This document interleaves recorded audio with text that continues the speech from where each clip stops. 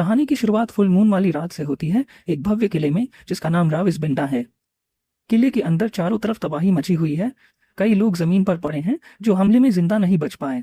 तभी एक बैंगी के पहने आदमी हालात को देखता है और इसे पूरी तरह से एक डिस्ग्रेस कह देता है। जमीन पर पड़ा एक सर्वाइवर गुस्से और दर्द में पूछता है कि क्या ये सब करने वाला सच में सोचता है कि वो इस तबाही के बाद बच निकलेगा। लेकिन असली कल्प्रिट खुद राविसबिंडिका होता है। वो हिल्ट फैमिली को दोषी ठहराते हुए कहता है कि वे उसे कभी धोखा नहीं दे सकते थे। खून से सने अपने हाथ को देखते हुए वो बोलता है, ये कोई भयानक मंजर नहीं है, ये एक एग्जीक्यूशन है। काले बालों वाले उस युवक की बात सुनकर सर्वाइवर पूरी तरह शौक और गुस्से से भर जाता है। तभी रविस अपनी डार्क पावर छोड़ता है और आखिरी दुश्मन बस चीख ही पाता है। उसी पल एक बड़ी पीली आग की लपट उठती है और सब कुछ हमेशा के लिए खत्म कर देती है।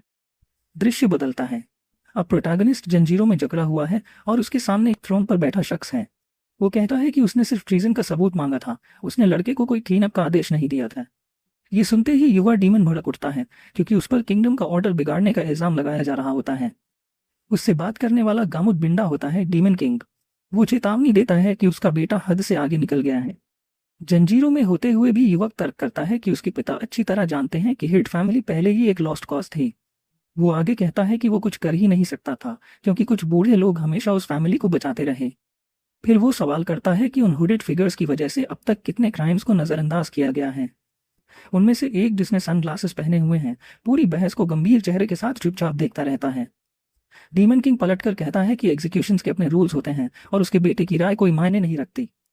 ये सुनकर प्रोटैगनिस्ट हल्का ग्रिन करता है और कहता है कि रूल्स की ये सारी बातें उसे एक बहुत बड़ा मजाक लगती हैं। वो चिल्लाकर कहता है कि डार्कनेस को हमेशा उससे भी ज्यादा गहरी डार्कनेस निगल जाती है और यही वहां का कानून है। डीमन किंग ये सब सुनकर चुप हो जाता है और गहराई से सोचने लगता है। घुटनों पर बैठे लड़के की आवाज गूंजती है। वो चिल्लाकर कहता है कि अगर उसके पिता रेन की डार्कनेस को नजरअंदाज करते हैं तो वे किंग कहलाने के लायक नहीं है। वो आगे कहता है कि उसके पिता अच्छी तरह जानते हैं कि नोबल सब कुछ करप्ट कर रहे हैं, लेकिन सॉवरेन को ये सब बचकाना लगता है और वो अपने बेटे को पूरा फूल समझता है। इसके बाद राविस साफ कहता है कि बिंडिका फैमिली तभी जिंदा रह सकती है जब हिल्स को खत्म कर दिया जाए। वो कहता है कि ये हुडेड नोबल्स कायर हैं जो दूसरी फैमिली के पीछे छिपकर ऑर्डर को नजरअंदाज करते हैं। इतनी बहस के बावजूद डीमन किंग का चेहरा सख्त ही रहता है। वो मन बदलने को तैयार नहीं होता, आंखें बंद करता है और बहस छोड़ देता है, ये मानते हुए कि अपने बेटे से बात करना बेकार है। तभी एक हुडेड आदमी घोषणा करता है कि सजा का फैसला 12 ब्लैक सीट्स पहले ही ले चुके हैं। यह सुनते ही लड़के का पिता जोर से कहता है कि राविस को उसके क्राइम्स के लिए ह्यूमन रेल्म में बैनिश किया जाएगा। काले बालों वाला डीमन शॉक में आ जाता है। उसे यकीन ही नहीं होता कि उसे ह्यूमन वर्ल्ड भेजा जा रहा है। वो पलटकर अपने पिता से पूछता है कि क्या वो सच में सीरियस हैं। डीमन किंग पीठ फेर लेता है और कहता है कि उसके बेटे की पावर सील कर दी जाएंगी ताकि वो अपना लेसन सीख सके। प्रोटैगनिस्ट जंजीरों के खिलाफ छटपटाता है और चिल्लाता है कि उसने जिन लोगों को मारा उनकी सोल उसने डिस्ट्रॉय नहीं की। सब्र खोकर सॉवरेन गार्ड्स को आदेश देता है कि सजा तुरंत लागू की जाए। हुडेड लोग स्पेल कास्ट करना शुरू करते हैं। युवक डिस्पेयर में चीखता है। उनमें से एक पिंक एनर्जी का इस्तेमाल करता है और कई मैजिक सर्कल्स बनते हैं। वही पावर सीधे युवक पर हेड ऑन लगती है और वो दर्द से चीख उठता है। एक हुडेड आदमी पास आकर तंज में कहता है कि रेचेड प्रिंस की यात्रा शुभ हो। सनग्लासेस वाला आदमी मुस्कुराता है और कहता है कि वो उसकी गैर मौजूदगी में जगह का अच्छे से ख्याल रखेगा। पिंक एनर्जी पूरी ताकत से डीमन पर टूट पड़ती है और चीखते हुए वो बैनिश हो जाता है। इसके बाद एक स्क्रीन दिखता है जिसमें बताया जाता है कि राविस को सजा दी गई है और ह्यूमन वर्ल्ड में उसके लिए 3 रूल्स हैं। अगर उसने इनमें से कोई भी रूल तोड़ा तो उसकी सोल पूरी तरह डिस्ट्रॉय कर दी जाएगी। अचानक प्रोटैगनिस्ट हड़बड़ाकर जागता है, जैसे किसी डरावने सपने से उठा हो। वो बिस्तर पर बैठता है, हाफते हुए चारों तरफ देखता है, ये समझने की कोशिश करता है कि वो कहाँ है और अभी क्या हुआ। वो अपने हाथों को देखता है और शौक में आ जाता है। ये अब डीमन वाले हाथ नहीं थे। उसके शार्प क्लॉज गायब थे और अब उसके पास बिल्कुल नॉर्मल ह्यूमन हैंड्स थे। तभी उसे एहसास होता है कि बैनिशमेंट सच था। गुस्से में वो अपना हाथ सिर पर मारता है और खुद को कोसता है कि वो ह्यूमन वर्ल्ड में फंस गया। उसे सनग्लासेस वाला आदमी याद आता है और वो कसम खाता है कि उस गद्दार के सींग तोड़ देगा। तभी उसे अजीब सा दर्द महसूस होता है और वो सोचता है कि ये नया शरीर इतना दर्द क्यों कर रहा है। उसे लगता है कि इस बॉडी का पिछला मालिक पहले से ही किसी समस्या में था। जैसे ही वो खड़ा होता है, डीमन को इस कमजोर और नाजुक बॉडी में फंसे होने पर गुस्सा आता है। कमरे को देखते हुए वो बड़बड़ाता है कि हिल्स बेकार थे और सिर्फ मुसीबत ही लाए। वो चेहरा बनाता है और उसे वहां सांस लेना भी मुश्किल लगता है क्योंकि उसे ठीक महसूस करने के लिए सल्फर चाहिए। तभी एक लड़की बेडरूम का दरवाजा खोलती है और पूछती है कि उसने कैसी आवाज सुनी। वो युवक को पुकारती है, लेकिन प्रोटैगनिस्ट समझ नहीं पाता कि वो उससे बात क्यों कर रही है। आंखों में आंसू लिए लड़की पूछती है कि क्या वो आखिरकार इतने समय बाद जाग गया। वो दौड़कर उसे कसकर गले लगा लेती है और कहती है कि उसे लगा था वो कभी नहीं जागेगा। प्रोटैगनिस्ट बिल्कुल चुप रह जाता है। वो सोचता है कि ये लड़की कौन है और क्या ये इस बॉडी के पिछले मालिक से जुड़ी हुई है। तभी एक और औरत दरवाजे पर आती है और उसे माई मिन्हो कहकर बुलाती है। डीमन और भी कंफ्यूज हो जाता है। रोती हुई औरत उसका धन्यवाद करती है कि वो जाग गया और कहती है कि लड़के ने बहुत तकलीफ झेली होगी। डीमन समझ नहीं पाता कि इस हालात में उसे कैसे रिएक्ट करना चाहिए। तभी उसे याद आता है कि ह्यूमन रेल्म 3 ग्रेट अंडरवर्ल्ड्स में से एक है और वो घबरा जाता है। उसी वक्त फुटस्टेप सुनाई देते हैं। एक उम्रदराज आदमी कमरे में आता है, चश्मा पहने, सख्त चेहरे के साथ। वो शायद इस बॉडी के पिछले मालिक का पिता होता है। औरत अपने पति से कहती है कि उनका बेटा इतने समय बाद जाग गया है। आदमी ठंडी नजरों से युवक को देखता है, चेहरे पर कोई भाव नहीं। वो कहता है कि आलस छोड़ो और स्कूल जाओ, तुम एक हफ्ते से गायब हो। माँ बहस करने की कोशिश करती है, लेकिन आदमी उसे चुप रहने को कहता है और उसे कमरे से बाहर ले जाता है। लड़की पूछती है कि क्या उसका भाई ठीक है, लेकिन वो कोई जवाब नहीं देता। डीमन नोटिस करता है कि इस कपल का रिश्ता ठीक नहीं लग रहा। वो हल्की अजीब सी स्माइल करता है और सोचता है कि उसे उस ठंडे ह्यूमन का एटीट्यूड पसंद आया। लड़की अपने भाई की रिएक्शन देखकर डर जाती है क्योंकि वो अपने डीमन जैसे पिता की तरह लग रहा होता है। लेकिन वो जल्दी ही सीरियस हो जाता है और तय करता है कि जब तक बॉडी की मेमोरीज वापस नहीं आती उसे सावधान रहना होगा। अगले दिन माँ उसे स्कूल छोड़ने जाती है जैसा पिता ने कहा था। वो गुड बाय कहती है और कहती है कि अगर क्लास में तबीयत खराब लगे तो फोन करना। वो चिंता भरी नजर से उसे जाते हुए देखती है। डीमन स्कूल की तरफ चलता है और याद करता है कि वो 600 साल पहले भी स्कूल गया था। वो भरे चेहरे के साथ वो सोचता है कि ह्यूमन स्कूल जाना एक नाइटमेयर जैसा है। वो बोर्ड होकर सोचता है कि क्या ह्यूमन रेल्म सच में अंडरवर्ल्ड है। वह क्लासरूम नंबर 23 ढूंढता है और अंदर जाने की तैयारी करता है। वो सोचता है कि ह्यूमंस कमजोर होते हैं और मुश्किल से 100 साल जीते हैं, इसलिए वो तय करता है कि वो चुपचाप रहेगा ताकि उसकी सोल डिस्ट्रॉय न हो। उसका प्लान साफ है, डीमन रेल में वापस लौटना और अपने पिता की जगह थ्रोन लेना। लेकिन उससे पहले जब तक बिंडा रॉयल फैमिली फिर से खतरे में ना आ जाए उसे सावधानी से चलना होगा। तभी 2 लड़के आते हैं और प्रोटैगनिस्ट को ऐसे ग्रीट करते हैं जैसे वे उसके दोस्त हों। डीमन कंफ्यूज हो जाता है और समझ नहीं पाता कि ये कौन है। उनमें से एक उसे पकड़कर पूछता है कि क्या वो मंथली फी का पैसा लाया है। हैरानी की बात यह होती है कि बॉडी खुद डर के मारे पीछे हट जाती है। तभी एक मेमोरी उभरती है जिसमें बॉडी का पिछला मालिक मार खा रहा होता है। डीमन हमलावर के चेहरे को देखता है जो इस सब का मजा ले रहा होता है। दूसरा बुली भी मेमोरी में दिखता है जो उसे तड़पते देख खुश हो रहा होता है। मेमोरी खत्म होती है, बॉडी का पिछला मालिक जमीन पर रोता हुआ पड़ा होता है। तब डीमन समझ जाता है कि जब वो जागा था तो बॉडी में दर्द क्यों था। वो सोचता है कि क्या ये दर्द इन 2 कायरों की वजह से था। बुली उसका सिर नीचे दबाता है और उसे पैथेटिक कहता है, फिर मंथली फी मांगता है दोस्ती की निशानी के तौर पर। डीमन को यकीन नहीं होता कि ह्यूमंस उसे ऐसे दबा रहे हैं। उसे डीमन रेल्म की एक क्लास याद आती है जहां बताया गया था कि ह्यूमंस कितने फ्रैजाइल होते हैं। उस क्लास में यंग डीमंस कहते हैं कि ह्यूमंस गंदे होते हैं और बदबू मारते हैं। टीचर सहमति जताती है और कहती है कि वे अपनी कमजोरी छुपाने के लिए वल्गर बनते हैं। वो यह भी बताती है कि ह्यूमंस डीमंस और एंजल्स की पूजा करके अपनी मूर्खता दिखाते हैं। उसी वक्त एक गुस्से में भरा युवा राव बोलता है कि ऐसी स्टूपिड चीजों को जला देना चाहिए। टीचर उसकी सोच की तारीफ करती है। पिंक पावर के साथ वो क्लास को आदेश देती है कि जो भी ह्यूमन मिले उसकी वल्गैरिटी को चल दो। प्रेजेंट में लौटते ही डीमन गुस्से से भर जाता है। लाइट हेड बुली फोन स्क्रॉल कर रहा होता है और ध्यान नहीं देता। तभी प्रोटैगनिस्ट उस स्टूडेंट की बाह कसकर पकड़ लेता है। राविस अग्रेसर का चेहरा डेस्क पर पटक देता है और सोचता है कि ह्यूमन सच में इडियट्स हैं। दूसरा बुली शॉक में चिल्लाता है और कहता है कि उसे तुरंत छोड़ दो। गुस्से में वो पूछता है कि क्या वो पागल हो गया है। तभी प्रोटैगनिस्ट की आंख लाल चमकती है और वो खुद भी हैरान होता है कि उसकी मैजिक पावर रिएक्ट कर गई। एड्रेसर धमकी देता है और पूछता है कि क्या काले बालों वाला लड़का पिटना चाहता है। मुट्ठी बांधकर वो हमला करता है, लेकिन प्रोटैगनिस्ट समझ जाता है कि ह्यूमन इंसल्ट्स उसकी सील्ड मैजिक पावर को उकसाते हैं। उसे समझ आता है कि कर्सेस और मैजिक पावर का कनेक्शन है। वो सही मौके पर किक के लिए तैयार होता है। डीमन सीधा वार करता है और बुली के चेहरे पर किक लगती है। वो उड़ता हुआ पीछे लॉकर से टकराता है और जमीन पर गिर जाता है। क्लासरूम में मौजूद सारे स्टूडेंट सन्न रह जाते हैं। प्रोटैगनिस्ट मुट्ठी बंद करता है और सोचता है कि उसकी मैजिक पावर तो सील होनी चाहिए थी, लेकिन ह्यूमन बॉडी में होते हुए भी बुराई के सामने उसकी पावर रिएक्ट करती है। ग्लासेस वाला क्लासमेट शॉक में सोचता है कि क्या ये वही मिन्हो है जिसे वो जानता है। बुली गुस्से में कुर्सी उठाकर हमला करता है। ग्लासेस वाला लड़का चिल्लाकर पीछे से वॉर्न करता है, लेकिन काले बालों वाला लड़का बिल्कुल काम रहता है। वो आसानी से चेयर डॉज करता है और हमला कर देता है। बुली घुटनों पर गिर जाता है, खांसते हुए सोचता है कि ये कैसे हुआ। जमीन पर पड़े हुए भी वो इंसल्ट करता है और उसे वीकलिंग कहता है। प्रोटैगनिस्ट कहता है कि ह्यूमंस अपनी कमजोरी छुपाने के लिए वल्गर बनते हैं। इसके बाद वो एक जोरदार किक उसके चेहरे पर मारता है। वार इतना तेज होता है कि उसका सिर पीछे झटके से घूम जाता है। वो थूकता है। तभी युवक कहता है कि ह्यूमन कर्सेस की जड़ खुद उनकी मदर होती है। इतनी बेइज्जती के बाद बुली हॉलवे में बेहोश हो जाता है। बाकी स्टूडेंट्स यकीन नहीं कर पाते कि मिन्हो ने अकेले 2 बुलीज को हरा दिया। प्रोटैगनिस्ट सबको इग्नोर करता है और मन ही मन अपने पिता से बात करता है। वो खतरनाक स्माइल करता है और पूछता है कि क्या उसे बस चुपचाप जीकर चले जाना था। फिर वह बाकी स्टूडेंट्स की तरफ मुड़ता है जो अब उससे डरे हुए हैं।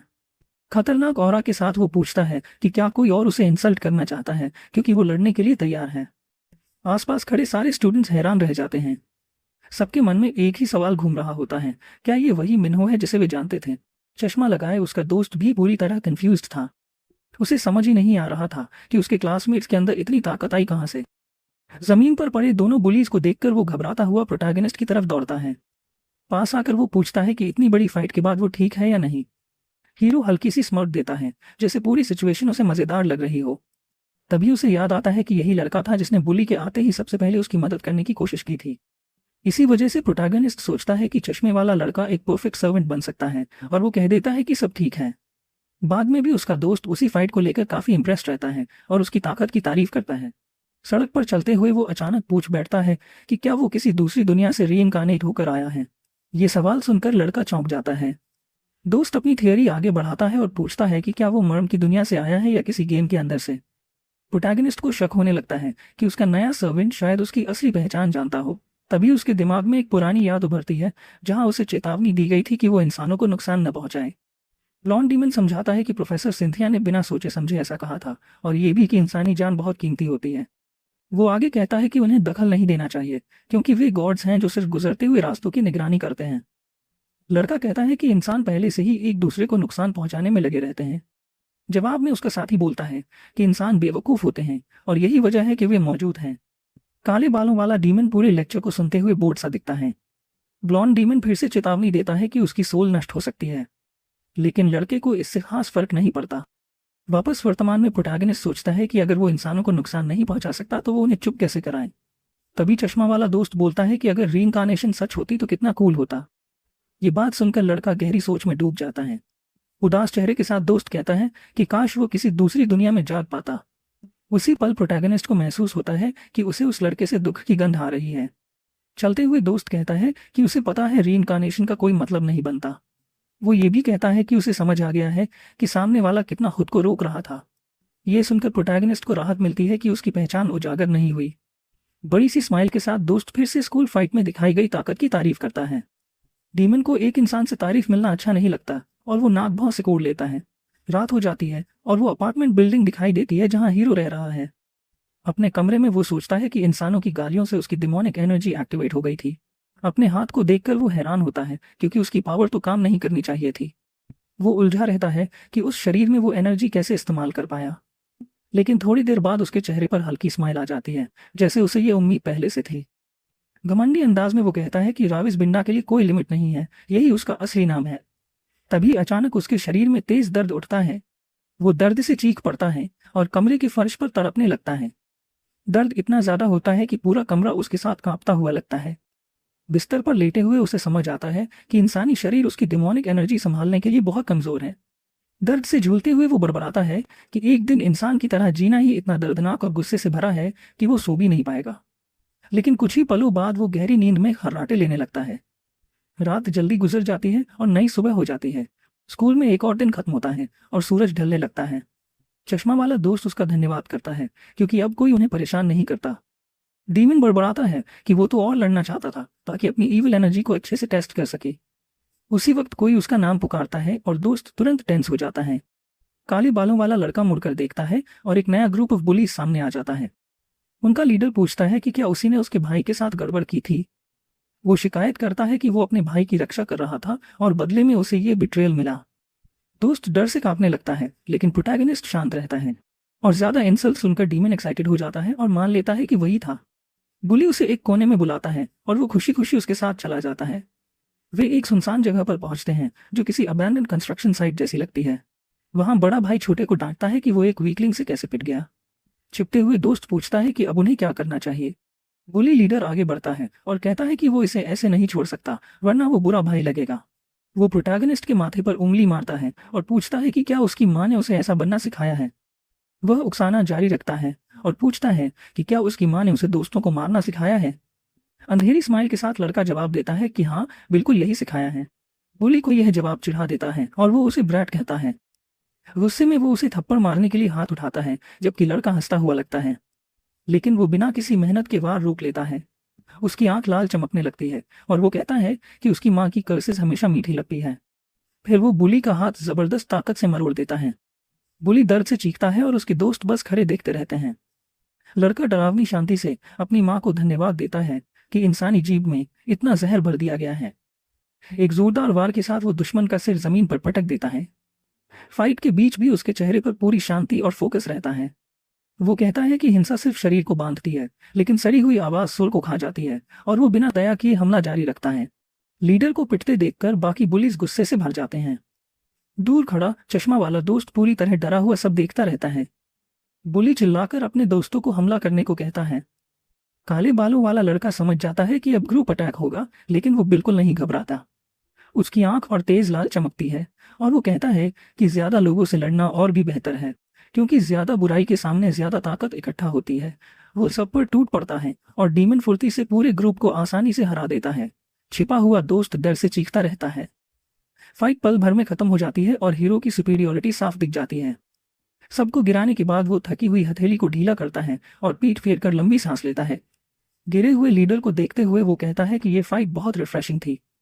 वो अपने अंकल के बारे में सोचता है, जिसने इंसानों को हिंसा का गिफ्ट दिया था, और अब वो उसका कारण समझ चुका है। तभी स्पॉटलाइट में खड़ा चश्मा वाला क्लासमेट उसे धन्यवाद देता है और उसे उसके इंसानी नाम मिन्हो से बुलाता है। संतुष्ट स्माइल के साथ लड़का देखता है कि दूर से लाल आंखों वाली कोई चीज उसे देख रही है। वो चीज एक डरावना रैट निकलती है जो दीवार के छेद से बाहर आकर उसे घूरती है। उसकी लाल आंखें चमकती हैं और प्रोटैगनिस्ट की तरफ फोकस करती हैं, जिसका उसे पता भी नहीं चलता। जानवर के नजरिए से वो कहता है कि दिया गया काम पूरा हो चुका है और खुशी में हाथ उठा देता है। सीन बदलता है और एक अंधेरी जगह दिखाई देती है, जहां उसका अंकल एक हुडेड फिगर के साथ प्रोजेक्शन में सब देख रहा होता है। बड़ा डीमन एक नीले क्रीचर के सिर पर पैर रखे बैठा होता है, अपनी डोमिनेंस दिखाते हुए। थ्रोन पर बैठा वो मुस्कुराकर कहता है कि लगता है उसके नेफ्यू ने गिफ्ट का मजा ले लिया है। हुडेड फिगर ब्लड माना स्टोन का जिक्र करता है, जो टैबू स्टोन की जगह उसकी आंख में डाला गया था, और लाल ग्लासेस दिखाई देती हैं। वो सोचता है कि ये यंग डीमन कब तक सह पाएगा। उधर इंसानी दुनिया में नारंगी आसमान के नीचे लड़का कॉन्फिडेंट स्माइल के साथ खड़ा नजर आता है। एक विशाल और डरावने कासल के ऊपर उड़ते हुए दृश्य की शुरुआत होती है। रात की खामोशी में एक गहरी अंधेरी हंसी गूंजती है, जिससे साफ पता चलता है कि कोई इस सब का मजा ले रहा है। डीमन रेल में एक चाचा हैरानी से कहता है कि उसके भतीजे राविस ने सच में पूरी हिल्ट फैमिली को मिटा दिया। उसके पास खड़ा हुड पहने शख्स जोड़ता है कि वो लड़का जो चाहता है उसे पाने के लिए किसी भी हद तक चला जाता है। चाचा सोच में पड़ जाता है कि आखिर कौन उसके भतीजे की जिद तोड़ पाएगा, और गामुडेर को बेरहम कहता है कि उसने उसे वहां भेज दिया। इस पर गामुडेर जवाब देता है कि ऐसे खतरनाक लड़के से निपटने का एक ही तरीका है, ताकत के जरिए उसे झुकाना। बूढ़ा डीमन कहता है कि ह्यूमन वर्ल्ड भयानक अपराधियों की जगह है और वहां उस लड़के के लिए ढलना आसान नहीं होगा। उसे याद आता है कि कैसे वो लड़का बहुत जल्दी बड़ा हो गया और मुसीबतें खड़ी करने लगा था। मदद मांगता रहा, लेकिन किसी ने ध्यान नहीं दिया। तभी गेमामुडेर पूछता है कि क्या इसी वजह से उसने अपने भतीजे को मैजिक ब्लडस्टोन तोहफे में दिया था। गमुदेर लॉर्ड बार्किन से कहता है कि वो उन सिनर्स को मैनिफेस्ट करने के लिए तैयार है जो ह्यूमन रेल में गए थे। शातिब मुस्कान के साथ राविस का चाचा अपने सर्वेंट को इशारा करता है कि दिखाओ ये लोग कौन हैं। हुड पहना सर्वेंट अपने हाथ से पर्पल ऑरा के साथ स्पेल करने लगता है। जमीन से डार्क एनर्जी फूट पड़ती है और वो बताता है कि चूंकि उसका भतीजा ह्यूमन वर्ल्ड में है, इसलिए उसे अब तकलीफ झेलनी पड़ेगी। अब वो लड़का उन अजीब और डरावने चेहरों का सामना करेगा जो उसके सर्वेंट की ताकत से प्रकट हो रहे हैं। यह देखते ही प्रोटैगनिस्ट का चाचा अपने थ्रोन से उठ खड़ा होता है। उसके चेहरे पर उत्साह साफ दिखता है। वो अपना हाथ आगे बढ़ाता है और आसपास तैर रही डार्क एनर्जी को इकट्ठा करने लगता है। दोनों डीमंस अपनी ताकत मिलाते हैं और कमरे के बीचों बीच डार्क एनर्जी का एक विशाल गोला बन जाता है। बूढ़ा डीमन उस ताकत को शुद्ध बुराई भरी नजरों से देखता है। ह्यूमन वर्ल्ड की तरफ लौटते हुए चाचा कहता है कि वो बेसब्री से देखना चाहता है कि उसका भतीजा राविस आगे क्या करेगा। वो चेतावनी देता है कि लड़का अब असली अंधकार का सामना करने वाला है। इसके बाद सीन कट होकर एक रेस्टोरेंट में पहुंचती है, जहां चश्मा पहने दोस्त एक तीखे खाने के बाउल को देखकर घबरा रहा होता है। वो प्रोटैगनिस्ट की तारीफ करता है और कहता है कि जो हुआ वो कमाल का था, बिल्कुल किसी मूवी के सीन जैसा। डीमन तीखा खाना खाता है और उसकी आंखों से पसीना निकलने लगता है, लेकिन वो रोने से इनकार कर देता है। दोस्त कहता है कि इसीलिए उसने बिगिनर लेवल की स्पाइसीनेस सुझाई थी। तभी अचानक टेबल पर रखे दोस्त के फोन की रिंग बजने लगती है और उनकी बात बीच में रुक जाती है। वो देखता है कि कॉल जिंगजे नाम की लड़की की है और उसके चेहरे पर घबराहट फैल जाती है। प्रोटैगनिस्ट पूछता है कि क्या हुआ और वो कॉल क्यों नहीं उठा रहा। हकलाते हुए चश्मा वाला लड़का बहाना बनाता है कि उसे एक जरूरी कॉल आ गया है और उसे जाना पड़ेगा। वो जल्दी से गुड बाय कहता है और चला जाता है, सारे खाने के साथ प्रोटैगनिस्ट को अकेला छोड़कर। चश्मा वाला दोस्त पसीना बहाते हुए घबराहट में भाग जाता है और प्रोटैगनिस्ट शांति से बैठा खाना खाता रहता है। अकेला पड़ा वो लड़का उलझन में तीखा खाना चबाता रहता है। इसके बाद सीन बदलकर शहर की एक अंधेरी सुनसान गली में पहुंचती है। वहां एक मेटल डोर दिखता है जो किसी बेहद संदिग्ध जगह की तरफ जाता लगता है। अंदर ब्लैक ग्लव्स पहना हुआ एक शख्स डरावनी दिखने वाली टैटू मशीन पकड़े होता है। पता चलता है कि एक टैटू आर्टिस्ट जबरदस्ती एक आदमी पर निशान बना रही है और चेतावनी देती है कि हिला तो उसे दर्द होगा। पास की दीवार पर उन लोगों की फोटोज लगी होती हैं जिन्हें कर्ज न चुकाने पर यही निशान दिया गया था। संतुष्ट स्माइल के साथ वो औरत कहती है कि काम पूरा हो गया है। चेयर पर पड़ा आदमी भयानक दर्द में तड़प रहा होता है और वो कहती है कि उसके माथे का टैटू अच्छे से बैठ गया है, उसकी स्किन अच्छी है। तभी एक आवाज आती है कि जिसे वो इंतजार कर रही थी उसे ले आए हैं। टैटू आर्टिस्ट जी दरवाजे की तरफ मुड़ती है। अंदर प्रोटैगनिस्ट का दोस्त घसीटते हुए लाया जाता है। वो पूरी तरह डरा हुआ होता है। जी देरी की शिकायत करती है और स्टूडेंट जिसका नाम सोन है को पास बुलाती है। अचानक एक तेज लाइट जलाई जाती है जिससे चेयर पर टैटू वाला आदमी साफ दिखने लगता है। जी चश्मा वाले लड़के का चेहरा पकड़कर जबरदस्ती उस आदमी की तरफ देखवाती है और पूछती है कि क्या उसे माथे का निशान पता है। वो बताती है कि ये निशान पेटी थीफ का है और कान में फुसफुसाकर कहती है कि ये आदमी पैसे न लौटाने की सजा भुगत रहा है। तभी उसके पीछे एक डिमोनिक आई उभर आता है और वो सोन से पूछती है कि उनका वादा कैसा चल रहा है। लड़का डर से जम जाता है और हकलाने लगता है। वो कोई जवाब नहीं दे पाता और पसीने से भीग जाता है। आखिरकार वो कहता है कि कुछ पेस्ट्स बार बार आकर उसकी प्लान्स खराब कर रहे हैं। औरत उसे जमीन पर फेंक देती है और गुस्से में पूछती है कि क्या उसे ये मजाक लग रहा है। दो गुंडे उसे पकड़ लेते हैं और वो शिकायत करती है कि वो बहुत धीरे समझता है। एक गुंडा उसके हाथ को जबरदस्ती पकड़ता है और लड़का कांप उठता है। जी मशीन को उसके हाथ के पास लाकर पूछती है कि क्या उसे समझाने के लिए उसकी स्किन पर भी निशान बनाना पड़ेगा। डर के मारे स्टूडेंट चिल्लाता है और रोकने की भीख मांगता है। शातिर मुस्कान के साथ औरत लिम्सन से कहती है कि ध्यान से सुने, ये आखिरी मौका है। वो उस आदमी की तरफ इशारा करती है और पूछती है कि क्या वो भी ऐसा ही बनना चाहता है। उसके चेहरे के बहुत करीब आकर वो कहती है कि समझौते के मुताबिक सब जल्दी तैयार करे। सीन बदलकर तारों भरे आसमान में चला जाता है जिससे पता चलता है कि रात काफी हो चुकी है। अपने कमरे में चश्मा वाला लड़का देर रात कंप्यूटर पर काम कर रहा होता है। कीबोर्ड पर हाथ रखे वो सोचता है कि क्या जो उसने शुरू किया है उसे खत्म करना ठीक है। वो मुट्ठियां भींच लेता है जैसे किसी फैसले पर पहुंच गया हो। उसे लगता है कि अगर उसने ये नहीं किया तो जी उसे बहुत बुरी तरह खत्म कर देगी। शहर के दूसरे हिस्से में प्रोटैगनिस्ट की अपार्टमेंट बिल्डिंग दिखती है। प्रोटैगनिस्ट पेट में तेज दर्द के साथ जागता है और सोचता है कि क्या ये फिजिकल रेजिस्टेंस है। वो शिकायत करता है कि उसका पूरा शरीर दर्द कर रहा है और छोटी सी लड़ाई में ही टूटने जैसा लग रहा है। गुस्से में वो अपनी शर्ट फेंक देता है और ह्यूमन बॉडी को कमजोर और बेकार कोसता है। वो पुशअप्स करना शुरू करता है और कहता है कि रविस बिंडा इतनी छोटी चीज से नहीं हिलेगा। वो एक्सरसाइज जारी रखता है और कसम खाता है कि इस कमजोर शरीर को किसी भी हालत में ठीक करेगा। पूरी ताकत से चिल्लाकर कहता है कि कोई भी दर्द उसे थकान के आगे झुकने पर मजबूर नहीं करेगा। अगले दिन आसमान साफ और धूप वाला होता है, एक नई सुबह की शुरुआत। सीन स्कूल में पहुंचती है जहां स्टूडेंट्स क्लासेस के लिए तैयार हो रहे होते हैं। हॉलवे में चश्मा वाला दोस्त अकेला खड़ा होता है, बहुत परेशान दिखता है। उसके हाथ में एक छोटा डिवाइस होता है जो उसकी बेचैनी की वजह लगता है। वो डरते हुए उस डिवाइस को देखता है और ऐप के बारे में सोचता है जिसे उसे इस्तेमाल करना है। उसे लगता है कि वो जो कर रहा है वो बहुत खतरनाक है, लेकिन टैटू आर्टिस्ट की छवि उसे सताती है और उसे सब तैयार करने का आदेश याद आता है।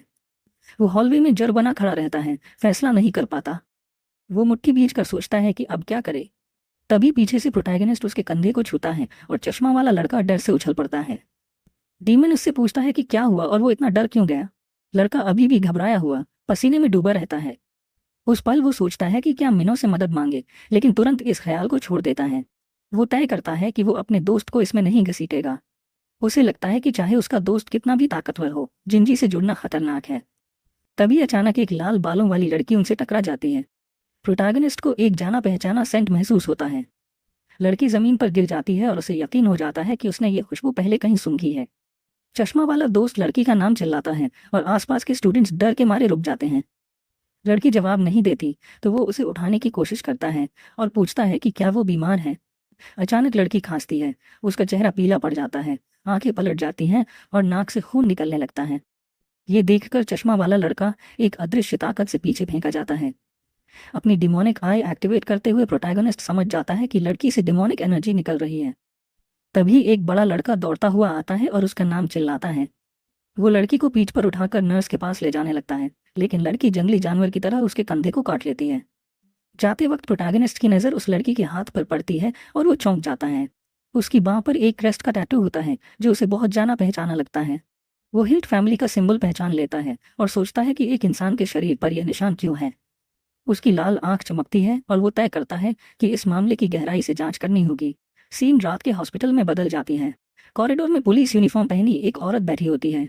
प्रोटैगनिस्ट कमरे में जाने ही वाला होता है कि वो उसे रोक लेती है। वो पूछती है कि क्या वो पेशेंट का दोस्त है और कहती है कि अंदर जाना मना है, उसे आराम चाहिए। तभी हुड पहना युवक डरावनी नज़र से उसकी तरफ बढ़ता है। उसकी आंख लाल चमकती है और वो कहता है कि वो उसे भूलने का आदेश देता है। तुरंत उस औरत की आंखें चमकने लगती हैं और डीमन की पावर असर दिखाने लगती है। स्पेल लगते ही वो जड़ हो जाती है। वो वहीं बैठी रहती है जैसे होश में ही ना हो। प्रोटैगनिस्ट कॉरिडोर में उसे छोड़कर कमरे में दाखिल होता है और सोचता है कि ये एबिलिटी कम डिमोनिक पावर में काम कर जाती है, लेकिन असर अस्थायी है। कमरे के अंदर लाल बालों वाली स्टूडेंट जागी हुई होती है, थकी हुई, आंखों के नीचे गहरे काले घेरे। उसे देखकर वो पूछती है कि वो कौन है और उसके कमरे में क्या कर रहा है। गहरी आवाज में डीमन सवाल को नजरअंदाज करता है और पूछता है कि वो असल में कौन है। लड़की चिढ़ जाती है और गुस्से में इस जबरन घुसपैठ का कारण पूछती है। बिना कुछ कहे वो आगे बढ़ता है और उसकी कलाई को जोर से पकड़कर उसे हिलने से रोक देता है। दर्द में लड़की चिल्लाती है और उसे गालियां देती है। उसकी लाल आंख चमकती है और वो ठंडे भावहीन चेहरे से उसे घूरता है। वो उसका हाथ उठाकर पूछता है कि एक इंसान के शरीर पर हिल्ट फैमिली का सिंबल क्यों है। लड़की गुस्से में चिल्लाती है कि वो बेकार की बातें कर रहा है। तभी डरावनी पर्पल ऑरा के साथ वो चेतावनी देता है कि अगर और दर्द से बचना है तो सच बता दे। उसकी आंख तेज चमकती है और वो उसकी असली पहचान जानना चाहता है। दबाव से डरकर लड़की कांपने लगती है, पसीना बहने लगता है और वो समझ नहीं पाती कि क्या कहे। डर से हकलाते हुए वो सामने खड़े डीमन को सब समझाने की कोशिश करती है। तभी अचानक उसके पीछे एक अंधेरी आकृति उभर आती है और लड़की के मन में सवाल उठता है कि क्या ये भी कोई डीमन है। As per your request, here is the script word for word exactly as provided. अस्पताल के कमरे में प्रोटैगनिस्ट उस लड़की के पास पहुंचता है। उसकी आंखों में साफ धमकी होती है और वो उससे कहता है कि जो भी जानती है सब उगल दे। लड़की बुरी तरह डर जाती है और चीखते हुए कहती है कि उसे कुछ नहीं पता। बार बार जय हे का नाम पुकारने लगती है। कुछ देर बाद वो टूट जाती है और बताती है कि गैंग में शामिल होने के लिए उसे टैटू बनवाना पड़ा था और बदले में उसे कुछ पिल्स मिलती थी। इतना सुनते ही हुडेड यंग मैन अचानक उसकी कलाई पकड़ लेता है। उसी पल उसे लड़की से आती हुई एक अजीब सी गंध महसूस होती है। वो तुरंत समझ जाता है कि यह खुशबू जानी पहचानी है, क्योंकि उसने ये गंध पहले डीमन रेल में जरूर सूंघी थी। दृश्य डीमन रेल में बदल जाता है। वहां राविस नाम का एक युवा डीमन दीवार पर लगी मशाल जला देता है। ऊपर से एक गोलाकार टावर दिखाई देता है और कोई पूछता है कि ये छोटा डीमन कहाँ जा रहा है। तभी डार्क सनग्लासेस पहने दूसरा डीमन उसे चेतावनी देता है कि यह रिस्ट्रिक्टेड एरिया है। लेकिन छोटा डीमन उसे बोरियत भरी नजर से देखता है, जैसे चेतावनी की कोई परवाह ही न हो। लाल सींग वाला लड़का मॉकिंग स्माइल के साथ अपने साथी को कायर कह देता है। चश्मा पहना डीमन ये सुनकर चिढ़ जाता है और शर्मिंदा भी हो जाता है। वो सफाई देता है कि वो डरपोक नहीं है, बस सजा नहीं चाहता। राविस उसे जाने को कहता है, लेकिन ब्लॉन्ड डीमन मना कर देता है और कहता है कि वो उसे अकेला नहीं छोड़ सकता, वरना वो फिर किसी मुसीबत में पड़ जाएगा। घबराए हुए चश्मे वाला दोस्त पूछता है कि वे इस खतरनाक जगह में आखिर कितनी दूर तक जाएंगे। दोनों आगे बढ़ते हैं और एक अंधेरी कॉरिडोर में पहुंचते हैं जो पुरानी चीजों से भरी होती है। हरे बालों वाला डीमन अपने दोस्त को पुकारता है और पूछता है कि क्या उसे कुछ पता है। दूसरा लड़का कहता है कि उसे समझ नहीं आ रहा कि वो किस बारे में बात कर रहा है और साफ साफ बताने को कहता है। तभी चश्मे वाला डीमन उन आंखों की कहानी सुनाने लगता है जो अपनी ही स्पीसीज से आगे निकल जाती हैं। वो बताता है कि उसने ऐसे बींग्स की आंखें खत्म होने के 2 तरीके सुने हैं। पहला, बहुत तेज रोशनी जो आंखों को अंधा कर देती है। दूसरा, पूरी तरह अंधेरा जो आंखों को धीरे धीरे बेकार कर देता है। अचानक चश्मे वाला डीमन सबको चुप रहने को कहता है और किसी संदिग्ध आवाज को सुनने लगता है। राविस भी इशारा करता है कि शांत रहो, क्योंकि उसे भी पास में कुछ महसूस हुआ है। तभी दीवार की एक दरार से एक हाथ बाहर निकलता है जिसमें चमकता हुआ पर्पल फ्लावर होता है।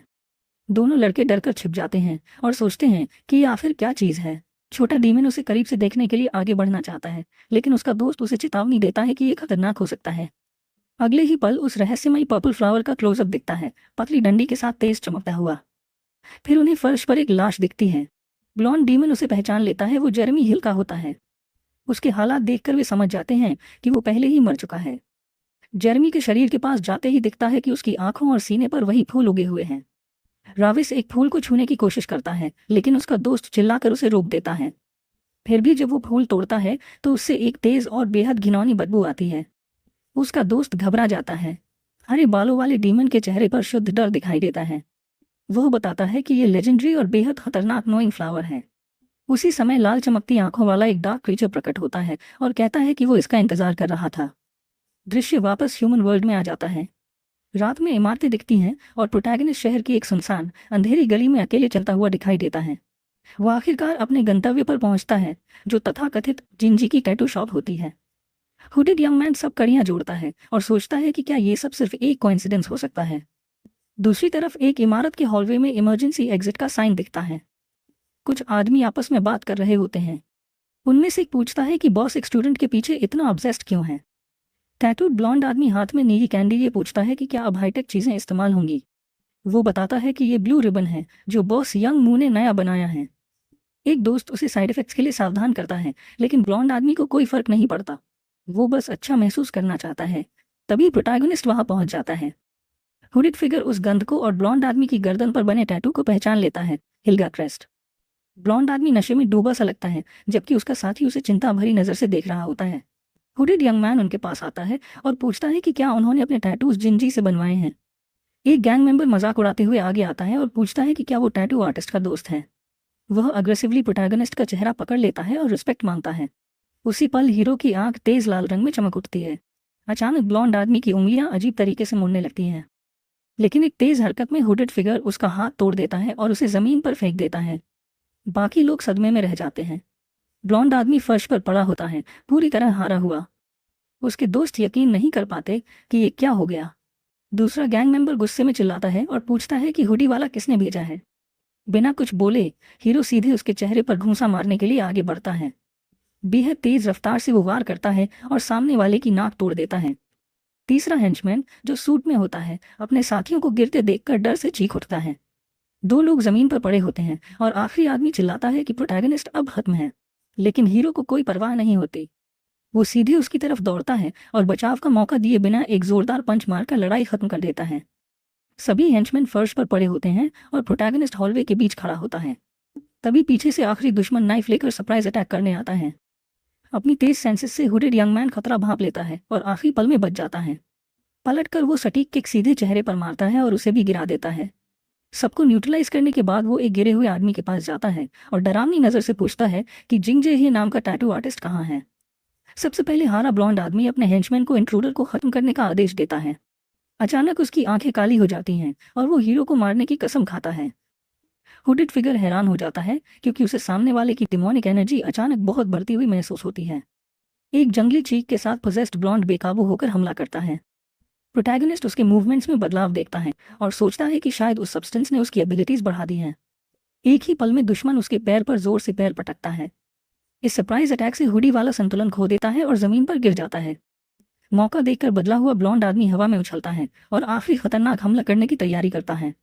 वह डिमोनिक एनर्जी से भरा पंच सीधे गिरे हुए प्रोटैगनिस्ट की तरफ भेजता है, लेकिन हुडेड फिगर डरता नहीं है और पूरी गंभीरता से सामने वाले हमले का सामना करता है।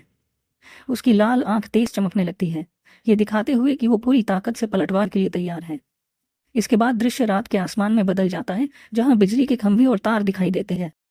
कहीं और एक युवा आदमी माफी मांगता है और कहता है कि आप अभी तैयार नहीं हैं। सोफा पर लेटा बॉस शिकायत करता है कि वो ये बहाना पहले भी सुन चुका है और उसे नतीजे चाहिए। तभी एक हेंचमैन बताता है कि उन्होंने उस ट्रेटर को पकड़ लिया है जो ब्लू रिबन की सप्लाई घुमा रहा था। पकड़ा गया आदमी डर से कांपने लगता है और चीख कर कहता है कि उससे गलती हो गई। वो अपनी जान की भीख मांगता है और एक और मौका मांगता है। बॉस और उसके लोग चुपचाप उसकी हालत देखते रहते हैं। ग्रुप लीडर घूमकर फूलदान में रखे ब्लू रोजेस का गुलदस्ता उठा लेता है। उसके हाथ में फूल मुरझा जाते हैं और तेज खतरनाक चीज में बदल जाते हैं। ट्रेटर ये अजीब नजारा देखकर पसीने से तर हो जाता है। वो रोते हुए दया की भीख मांगता रहता है, लेकिन कोई नहीं सुनता। उसे एहसास हो जाता है कि उसका अंत पास है और वो डर से चीखने लगता है। पर्पल हेयर वाला बॉस बदले हुए फूल को उठाता है, जो अब पर्पल एनर्जी से चमक रहा होता है। एक ही झटके में वो फूल से घुटनों पर बैठे आदमी को सजा देता है। प्रिजनर रिथ दर्द से चीखता हुआ फर्श पर तड़पता है। पास खड़ा यंग प्रोग्रामर उदासी और सदमे में ये सब देखता रहता है। इतना सब होने के बाद भी आदमी मदद की गुहार लगाता है, लेकिन कोई ध्यान नहीं देता। बॉस उसकी चीखों को अनदेखा करता है और आखिरी बार के लिए फूल थामे रहता है। दीवार पर आदमी की परछाई दिखती है और उसे हमेशा के लिए खामोश कर दिया जाता है। प्रिजनर आखिरी बार दर्द से चीखता है और फिर जमीन पर ढेर हो जाता है। काम खत्म करने के बाद लीडर अपने लोगों की तरफ देखता है और कहता है कि यहाँ सेकंड चांस नहीं मिलता। वो साफ कहता है कि उसे उम्मीद है सबने मैसेज समझ लिया होगा। यंग प्रोग्रामर डर और बेबसी के साथ चुप खड़ा रहता है। बॉस उसे घूरकर पूछता है कि क्या उसे बात समझ आ गई है। ठंडी नजर से वो कहता है कि बहाने बंद करो और ऐप जल्दी लेकर आओ। काले बालों वाला लड़का हकलाते हुए हामी भरता है और कहता है कि उसने ऑर्डर समझ लिया है। दृश्य रात के शहर पर कट हो जाता है, जहां आसमान और इमारतें दिखती हैं और फिर जय दिखाई देता है। जय परेशान हालत में सड़क पर चलता है और सोचता है कि वो भी मुसीबत में फंसने वाला है। हताश होकर वो फोन निकालता है और लिमान को कॉल करने की कोशिश करता है, उससे जवाब देने की गुहार लगाता है। कहीं और अंधेरे कमरे में मेज पर रखा फोन बजने लगता है। हरी बालों वाला लड़का अपने कंप्यूटर पर काम कर रहा होता है और कॉल नोटिस करता है। चश्मा पहना लड़का हैरान होता है और थोड़ा झिझकता है। कुछ पल बाद वो कॉल उठा लेता है और कांपती आवाज में शाइसा हेलो बोलता है। दूसरी तरफ गैंग का वही ब्लॉन्ड आदमी होता है, बुरी तरह पिटा हुआ और जबरदस्ती बात करने पर मजबूर। प्रोटैगनिस्ट बताता है कि वहां के लोग उसके साथ कोऑपरेट नहीं करना चाहते थे। चश्मा पहना लड़का पूरी तरह उलझ जाता है और समझ नहीं पाता कि हो क्या रहा है। हुडेड यंग मैन सीधे मुद्दे पर आता है और पूछता है कि क्या वो जिंजी नाम के किसी आदमी को जानता है। जैसे ही वो ये बताता है कि उसे पता है कि प्रोग्रामर का फोन पहले सोन ने उठाया था, दूसरी तरफ लाइन पर लड़का पूरी तरह शॉक में चला जाता है और पूछता है कि उसे जय ही के बारे में कैसे पता। हीरो शांति से बताता है कि उसने स्क्रीन पर नाम देखा था और फिर पूछता है कि क्या उसे पता है कि प्रोग्रामर कहाँ रहता है। सिनपन के मन में डर बैठ जाता है कि कहीं उन लोगों ने जी पर भी हाथ तो नहीं डाला। फोन पर हीरो बताता है कि वो अभी टैटू शॉप पर है और जी को ढूंढ रहा है, लेकिन वो वहां मौजूद नहीं है। हुडी पहना हुआ लड़का सामने वाले की प्रतिक्रिया से थोड़ा उलझन में पड़ जाता है। जैसे ही वो सीढ़ियों से नीचे उतरता है, अचानक उसके रास्ते में बड़ी बड़ी आंखों वाला एक छोटा सा सफेद जानवर आ जाता है। दूसरी तरफ कॉल पर शाइन घबरा कर मिन से कहता है कि वो इसमें शामिल ना हो और बताता है कि वो खुद आ रहा है। तभी अचानक कॉल कट जाती है और हुडी वाला लड़का पूरी तरह कंफ्यूज रह जाता है कि आखिर हुआ क्या। कॉल खत्म होते ही वो फोन नीचे करता है और सोच में डूबकर स्क्रीन को देखने लगता है। तभी उसका ध्यान फर्श पर घंटी से खेल रहे उस छोटे सफेद जानवर पर चला जाता है। जैसे ही उस छोटे जीव को एहसास होता है कि हुडी वाला लड़का उसे देख रहा है, वो डर के मारे उछल जाता है। हीरो उसे फबोल कहकर बात करने की कोशिश करता है। बिना किसी हिचक के वो डरा हुआ सा बिल्ली का बच्चा उसकी गर्दन से पकड़कर ऊपर उठा लेता है ताकि पास से पूछताछ कर सके। उसे पकड़कर वो पूछता है कि क्या उसे उसकी बात समझ आ रही है और जवाब में बस एक मियाओ सुनाई देता है। उसकी आंख लाल चमकने लगती है और वो सख्ती से कहता है कि इंसानों की तरह बात कर। तभी वो बिल्ली चीख पड़ती है। पूरी तरह डरी हुई वो छोटी सी जानवर जोर से चिल्लाकर कहती है, यस सर आई अंडरस्टैंड। उसे याद आता है कि पिछली बार चूहा था, कल चमगादड़ था और आज बिल्ली है। हाथ बांधकर हुडी वाला लड़का पूछता है कि आखिर ये चीज है क्या। वो प्राणी बताता है कि वो डीमन रेल्म से भेजा गया एक मॉनिटर है जो कैदियों पर नजर रखने के लिए तैनात किया गया है। वो जानवर बताता है कि वो लॉर्ड रविस को देख रहा था और हीरो के मन में सवाल उठता है कि क्या वो सच में डीमन है।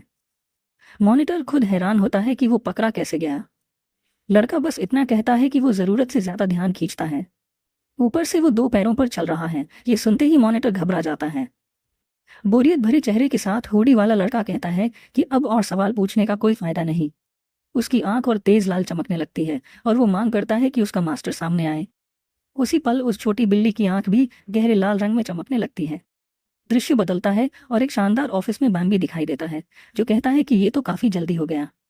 हीरो पूछता है कि क्या ये सब उसी की चाल है, लेकिन सामने वाला नाराज होने का नाटक करता है। हुडी वाला लड़का हल्की मुस्कान के साथ गंभीरता से पूछता है कि इस बार वो क्या साजिश रच रहा है। चश्मा लगाए डीमन अनजान बनने की कोशिश करता है और पूछता है कि उसने क्या किया। हीरो को खेल पसंद नहीं आता और वो सीधा सवाल बदल देता है। वो मॉनिटर से पूछता है कि क्या कोई कैदी ह्यूमन वर्ल्ड में डिमोनिक पावर इस्तेमाल कर सकता है। छोटा जानवर जवाब देता है कि हर नियम के 2 एक्सेप्शन होते हैं। उसका दोस्त कहता है कि वो जल्द ही जवाब खुद देख लेगा और पूछता है कि क्या कुछ और है। रविस को नॉइंग फ्लावर याद आता है और वो कहता है कि उसकी गंध इस दुनिया में भी बहुत तेज है। वो याद करता है कि बैम्बी ने भी उस फ्लावर की गंध महसूस की थी जो डीमन रेल्म में फोरबिडन है। ब्लॉन्ड वाला मानता है कि एडमिनिस्ट्रेटर्स को पता है कि हिल्ट फैमिली ह्यूमन वर्ल्ड में फैल चुकी है। हीरो गुस्से में कहता है कि ये सब हिल्ट फैमिली की गलती है और उनकी ताकत पर सवाल उठाता है।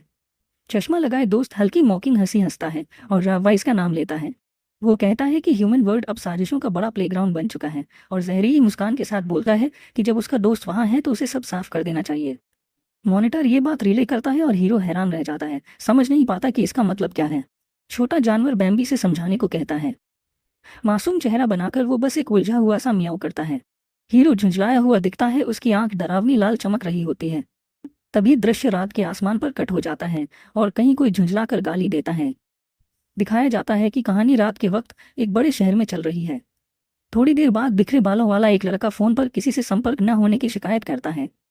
गुस्से में वो सोचता है कि लीमन पागल हो गया है जो फोन नहीं उठा रहा।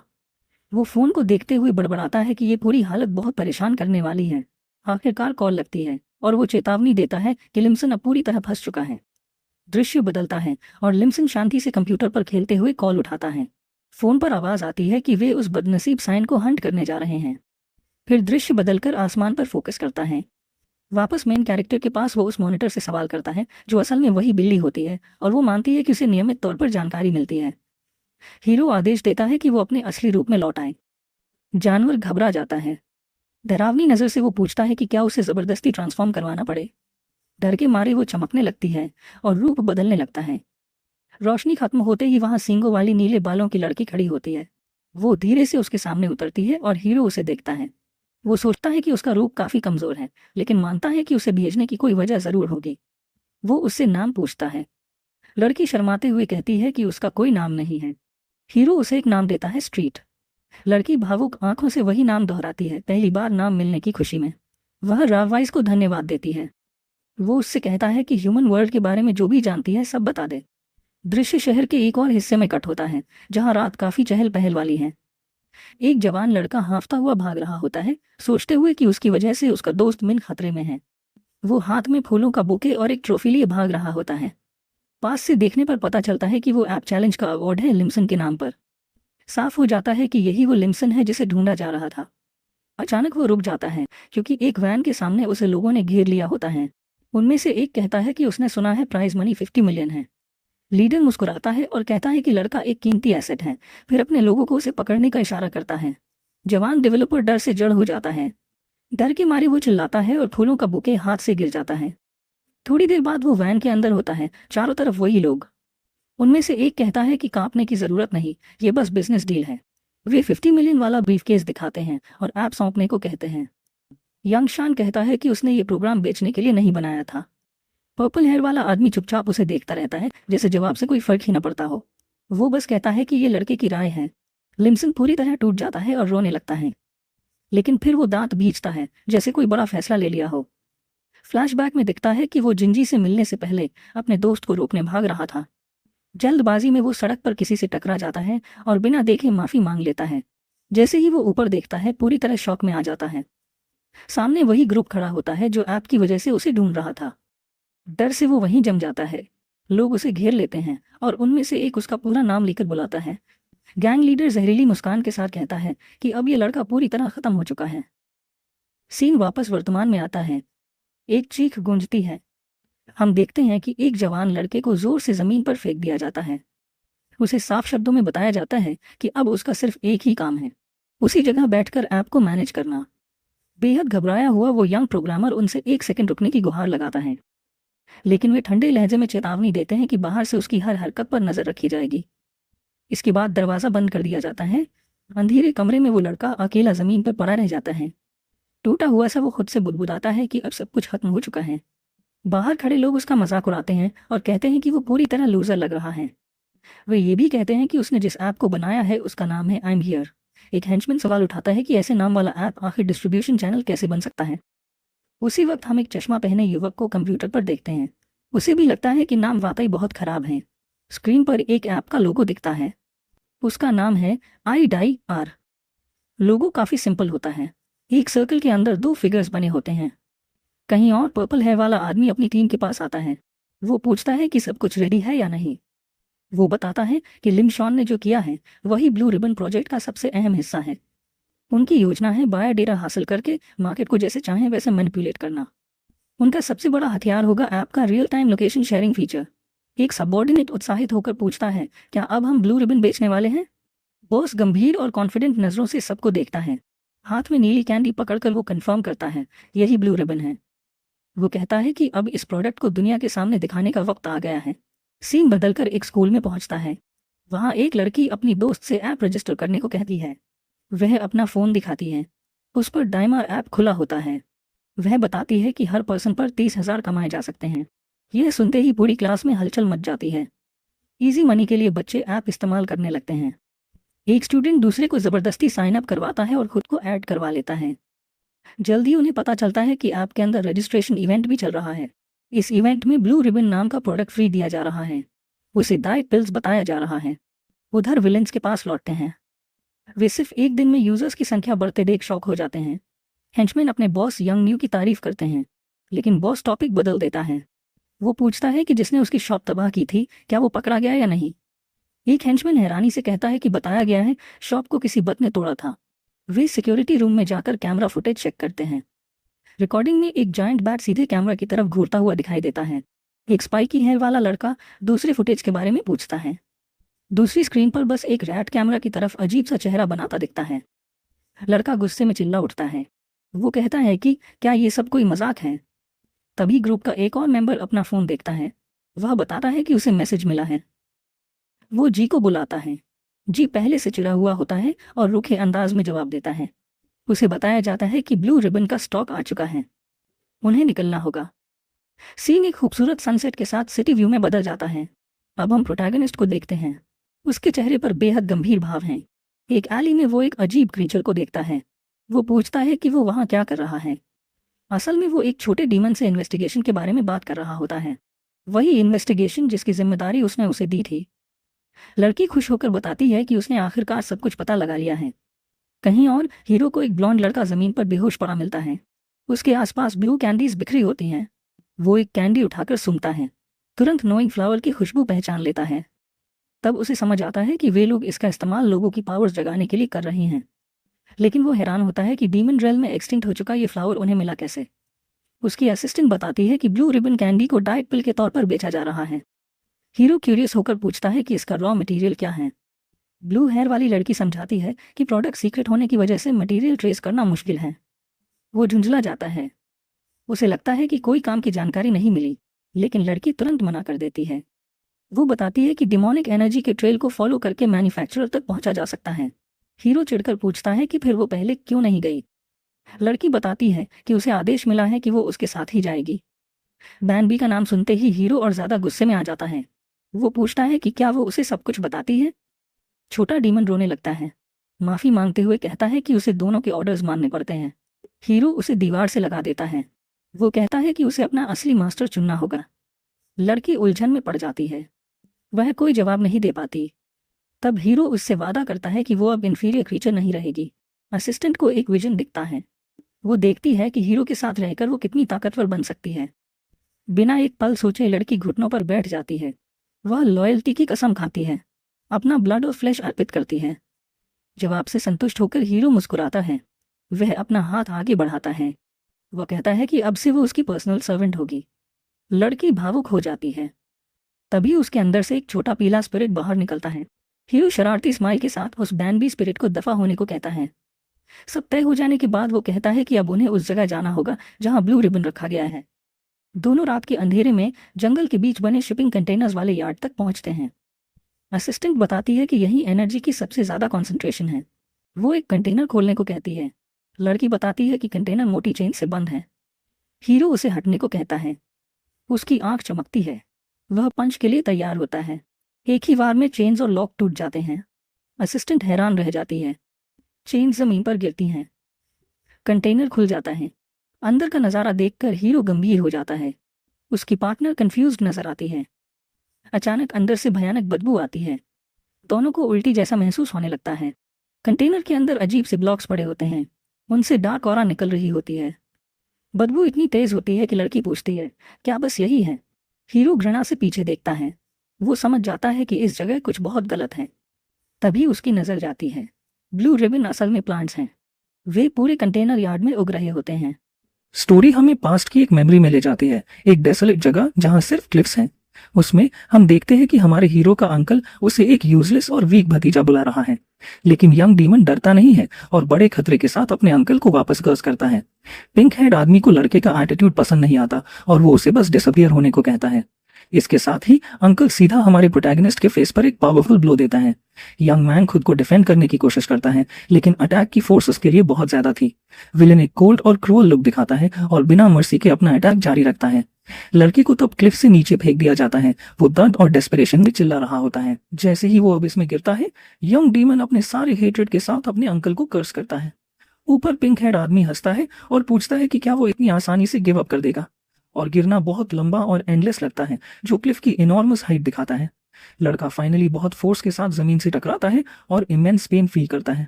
थोड़ी देर बाद उसका अंकल अपीयर होता है और सरकास्टिकली पूछता है कि क्या वो अभी भी जिंदा है। रवास गिरने की वजह से कंफ्यूज्ड और डेज्ड है, लेकिन रियलाइज करता है कि उसने इम्पैक्ट सर्वाइव कर लिया। वो फिर आसपास देखता है और एक डीमन ग्रेवयार्ड देखता है जहां स्ट्रेंज फ्लावर्स उग रहे हैं। वो हमारा हीरो इस बिजार सीन को देखकर शॉक्ड हो जाता है और समझ नहीं पाता कि क्या हो रहा है। उसकी रेड आई उसमें काबरा प्लेस के टेरिफाइंग साइड पर छा जाती है और फिर एक नरेशन शुरू होता है जो सबकी शुरुआत में लाइट और डार्कनेस के बीच के डिवीजन को एक्सप्लेन करता है। ये बताता है कि कुछ बीइंग्स किसी भी साइड से बिलोंग नहीं करते थे और इसलिए अकेले ही बड़े हुए। सीन शिफ्ट होता है जहां प्रिमिटिव ह्यूमंस डर और सरप्राइज के एक्सप्रेशंस के साथ नीचे देख रहे हैं, जहां एक बॉडी के आसपास पर्पल फ्लावर्स के साथ एक केव ट्राइब दिखती है। नैरेटर एक्सप्लेन करता है कि ये फ्लावर्स फॉलन एंजल्स और डीमंस की डिजायर से पैदा हुए थे, और तब ये रिवील होता है कि इस प्लांट का सोल पर्पस बस दुनिया को रुइन करना है। कहीं और हम दो फिगर्स देखते हैं जो डिस्ट्रक्शन की इमेंस पर्पल एनर्जी को ऑब्जर्व कर रहे हैं, और थोड़ी देर बाद हमें इन दो बीइंग्स की बेटर ग्लिम्स मिलती है जो डीमंस लगते हैं। और सीन कट करते हुए एक यंग मैन जिसके पास ग्लासेस हैं कमेंट करता है कि इन चीजों को तो जला देना चाहिए था। वो शॉक्ड है कंटेनर को देखकर जो डेंजरस मटेरियल के बॉक्सेस से भरा हुआ है। और इसके साथ ही यंग मैन अपने कंपेनियन को एक्सप्लेन करता है कि ये फ्लावर्स सबसे पहले ह्यूमन वर्ल्ड में अपीयर हुए थे, और ह्यूमन वर्ल्ड को लाइट और डार्कनेस के बीच की जगह बताया जाता है जहां सब कुछ मिक्स हो जाता है। रिकॉर्ड्स के अकॉर्डिंग ह्यूमंस ने भी सोचा था कि उन्होंने इस प्लेग को कंप्लीटली इरेडिकेट कर दिया है, और इससे वो कंक्लूड करता है कि दोनों वर्ल्ड्स में फ्लावर्स का साइमल्टेनियस अपीयरेंस प्लान था। उस मोमेंट उसकी ब्लू हेड पार्टनर रियलाइज करती है कि पास में कोई और भी है। अचानक एक फ्लैशलाइट ऑन होती है और उनकी डायरेक्शन में पॉइंट की जाती है, और स्टार्टल्ड होकर वो दोनों घूमते हैं उसे फेस करने के लिए जिसने उन्हें रात के बीच में ढूंढ लिया। लोगों का एक ग्रुप पास आता है और पूछता है कि वो यहाँ क्या कर रहे हैं, और फिर ग्रुप के सामने वाली एक और औरत उस यंग मैन को टैटू शॉप वाले बंदे के रूप में पहचानती है। उसकी पार्टनर तब रिवील करती है कि वो औरत सो कॉल्ड जिंग है, जिसे रैविस भी कहते हैं। वो औरत तब गुस्से में पूछती है कि वो कौन होते हैं उसकी शॉप को ऐसे इन्वेड करने वाले।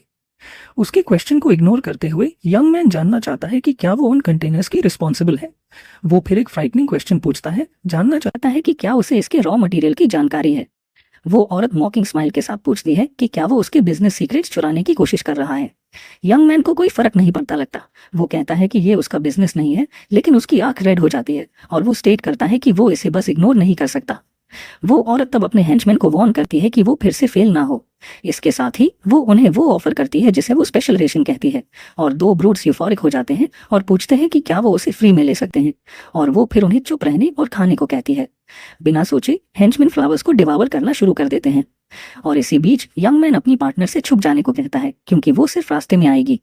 अचानक आदमी ट्रांसफॉर्म होना शुरू कर देते हैं और एक डार्क ऑरा उन्हें घेर लेती है। उनकी बॉस लड़के की तरफ पॉइंट करती है और अपने आदमियों को उस पर अटैक करने का ऑर्डर देती है, और वो छोटे ब्लू फ्लावर्स जो उन्होंने यूज किए थे जमीन पर स्कैटर हो जाते हैं। ट्रांसफॉर्म्ड आदमियों का ग्रुप तब प्रोटैगनिस्ट की तरफ दौड़ता है जो उन्हें फूल्स कहता है। उस मोमेंट उसकी आंख तेजी से ग्लो करती है और वो उस जगह की एनॉर्मस डेमोनिक एनर्जी को फील करता है। पहला हेंचमैन एक पंच मारता है, लेकिन यंग मैन उसे आसानी से डॉज कर लेता है। वो फिर एनिमी के स्टमक पर एक पावरफुल किक से रिटेलिएट करता है। वो उसे कॉलर से पकड़ लेता है अगले ब्लो की तैयारी करते हुए।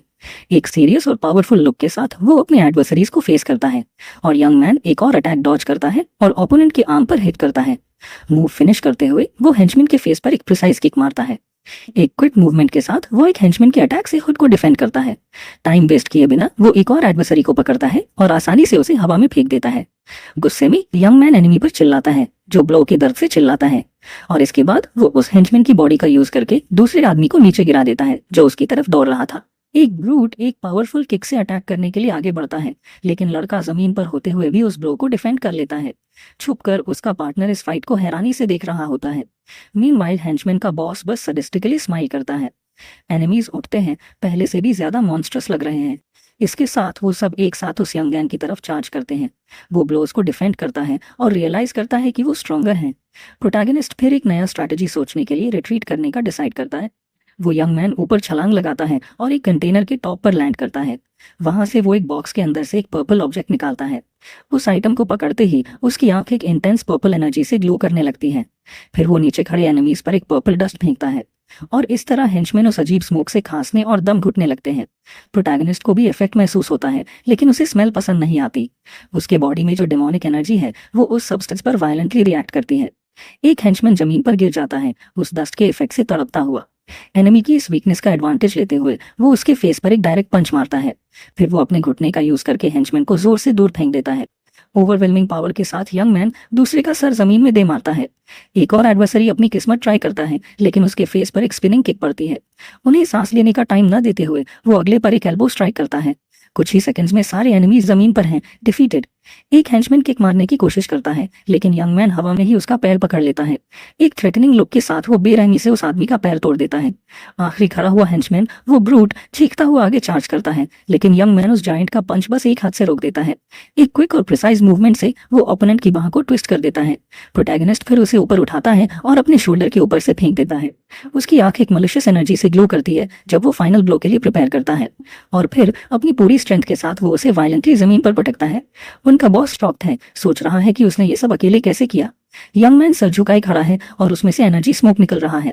जो सीन वो देख रही है उस वुमन का डर से बुरा हाल है। जब वो अपना चेहरा उठाता है तो एक डार्क ऑरा उसे कवर कर लेती है और उसकी आंख ग्लो करती है। वो वुमन डर से कांप जाती है और सोचती है कि क्या वो घोस्ट है या कुछ वर्स है। प्रोटैगनिस्ट उसकी तरफ एक डिमोनिक लुक और एक फ्राइटनिंग एनर्जी के साथ घूरता है।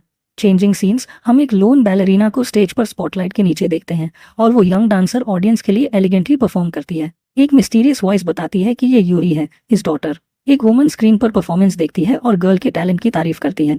उसी मोमेंट में दो आदमी रूम में एंटर करते हैं और उसे एक स्पेशल क्लाइंट बुलाते हैं। वो मैडम गुस्सा हो जाती है और पूछती है कि वो कौन होते हैं उस जगह को इन्वेट करने वाले। Pink head young man table पर ब्लू पिल्स का एक जार रखता है और कहता है कि ये एक डिलीवरी है। जार का कंटेंट्स देखते ही वो वुमन कंप्लीटली शॉक हो जाती है। उसका डरा हुआ चेहरा पिल जार के ग्लास में रिफ्लेक्ट होता है। आदमी उससे कहता है कि डोंट वरी, वो सब कुछ टेक केयर कर लेंगे। मैडम फिर डर के साथ पूछती है कि क्या ये सच में ओके रहेगा। एक मॉकिंग स्माइल के साथ यंग मैन उसके कंसर्न पर क्वेश्चन करता है। वो रिवील करता है कि वो पहले ही स्टेज पर अपनी डॉटर को बहुत सारी वो पिल्स दे चुकी है। स्टेज पर वापस आते हैं, बैलरीना अजीब तरीके से कंटॉर्ट होने लगती है। स्क्रीन पर ये सीन देखते हुए मदर डेस्परेशन में अपनी डॉटर का नाम चिल्लाती है और यंग वुमन का चेहरा डिफॉर्म होने लगता है और उसके मुंह से झाग निकलता है। उसका हाथ ऐसे मूव करता है जो अब ह्यूमन नहीं लगता, और इस पर वो आदमी शांति से कमेंट करता है कि गर्ल जरूर जल्दी में होगी। और वो फिर मदर से पूछती है कि उसने अपनी डॉटर को कितनी पिल्स दी थी। वुमन डेस्परेशन में चिल्लाती है कि उसकी डॉटर स्टॉप हो जाए। बैलरीना हवा में एक फाइनल बिजार पोज लेती है, कंप्लीटली आउट ऑफ कंट्रोल। फिर वो जमीन पर गिर जाती है, दर्द और तकलीफ में चीखती है क्योंकि उसकी बॉडी कंटॉर्ट हो रही होती है। ऑडियंस टेरिफाइड और कंफ्यूज्ड है, समझ नहीं पा रही कि अभी क्या हुआ। सिक्योरिटी गार्ड स्टेज पर उस गर्ल को देखते हैं, सोच रहे हैं कि उसे क्या हो गया है। उसकी मदर स्क्रीन पर सब कुछ शॉक में देखती है और अनेबल टू बिलीव है। वो वुमन फिर गुस्से में आ जाती है और चिल्लाती है कि उन्होंने प्रॉमिस किया था कि कोई साइड इफेक्ट्स नहीं होंगे। Pink head young man mockingly respond करता है कि ये तभी सच था जब उसने करेक्ट डोज यूज किया होता। फिर वो कूलली डिक्लेयर करता है कि उसकी daughter is beyond saving. Madam despair हो जाती है, रियलाइज करते हुए कि वो यंग वुमन हमेशा पिल्स पर डिपेंडेंट रहेगी। इसके साथ वो आदमी उसे life time VIP client declare कर देता है क्योंकि वो गर्ल इस प्रोडक्ट के बिना जिंदा नहीं रहेगी। और इस तरह वो घबरा जाती है और चिल्लाती है उस सारी मनी के बारे में जो उसने अपनी डॉटर के करियर में इन्वेस्ट किया था।